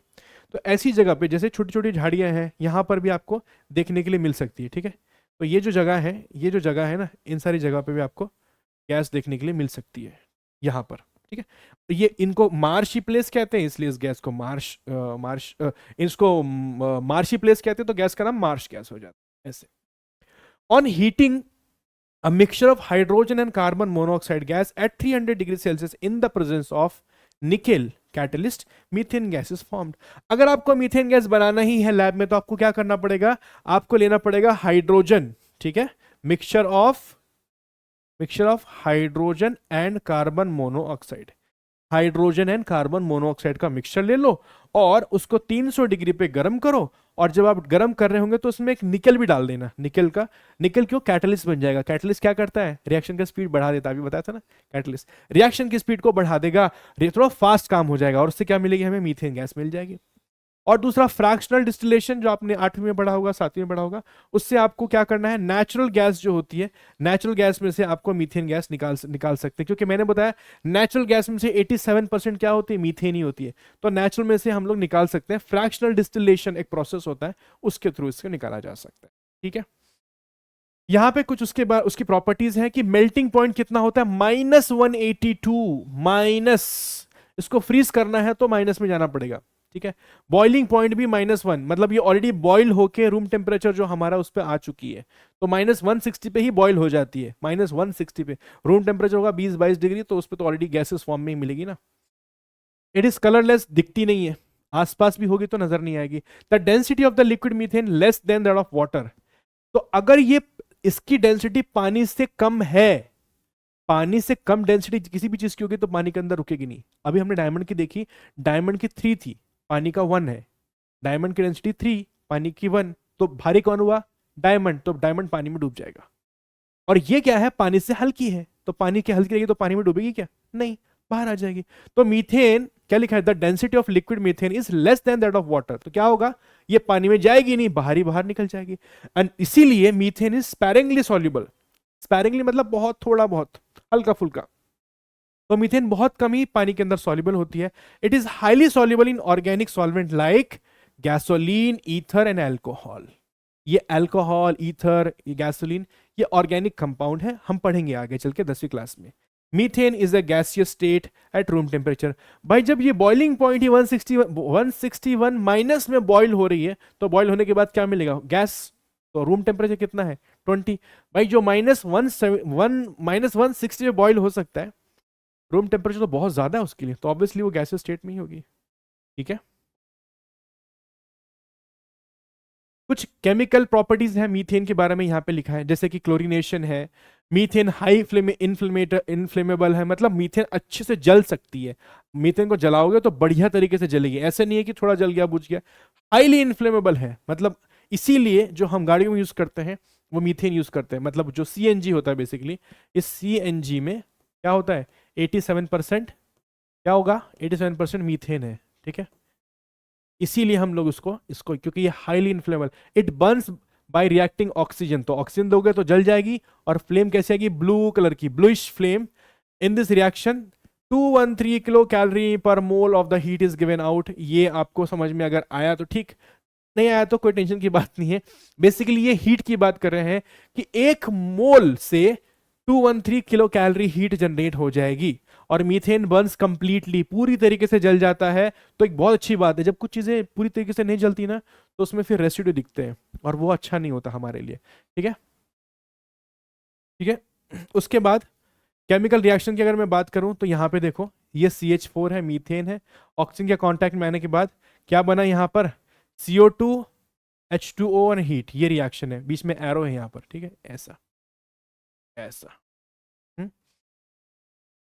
क्लोरीनेशन की बात करते हैं, चलो ये सेकंड लास्ट टॉपिक है, इसके बाद आपका ये पार्ट चैप्टर खत्म हो जाएगा। क्लोरीनेशन में लिखा है methane and chlorine gases react with each other at the room temperature of 250 degree Celsius, 250 degree Celsius to 400 degree Celsius in the presence of ultraviolet light and form mainly methyl chloride, जिसको हम लोग chloromethane कहते हैं, and hydrogen chloride. This reaction is called as chlorination of methane. क्या कहा हमने, methane and chlorine gas, दो चीजें चाहिए हमको, मीथेन और क्लोरीन गैस Cl2, ये दो चीजें रिएक्ट करते हैं with each other room temperature at the temperature of 250, temperature चाहिए 250 से लेके 400 डिग्री सेल्सियस, कितना 400 डिग्री सेल्सियस, ये टेम्परेचर चाहिए, ये दो आपको गैस चाहिए, क्लोरीन और मीथेन।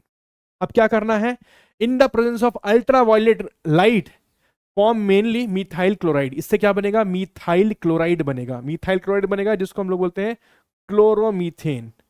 ठीक है, एंड हाइड्रोजन क्लोराइड बन जाएगा। ठीक है, क्लोरोमीथेन और हाइड्रोजन क्लोराइड बनेगा, इस रिएक्शन को क्लोरीनेशन ऑफ मीथेन भी कहा जाता है। कुछ यूजेस है 2-3, उसको देख लेते हैं। पहला, जैसे मैंने बताया नेचुरल गैस में, सीएनजी में, है ना, सीएनजी में इसको हम यूज करते हैं। ठीक है, तो methane in the form of natural gas use in the industries such as fabric mills, paper mills, food processing industry, petrol purification, इन सब में मीथेन का इस्तेमाल किया जाता है, और सीएनजी में तो होता ही है। Being the smallest hydrocarbon, the proportion of CO2 released in the combustion of methane is small and therefore it is use as domestic fuel. इसको डोमेस्टिक फ्यूल में भी हम इस्तेमाल कर सकते हैं। क्यों, क्योंकि क्या होता है, the proportion of CO2 released in the combustion methane is very small, मतलब जो CO2 बाहर निकला वो बहुत ही कम है।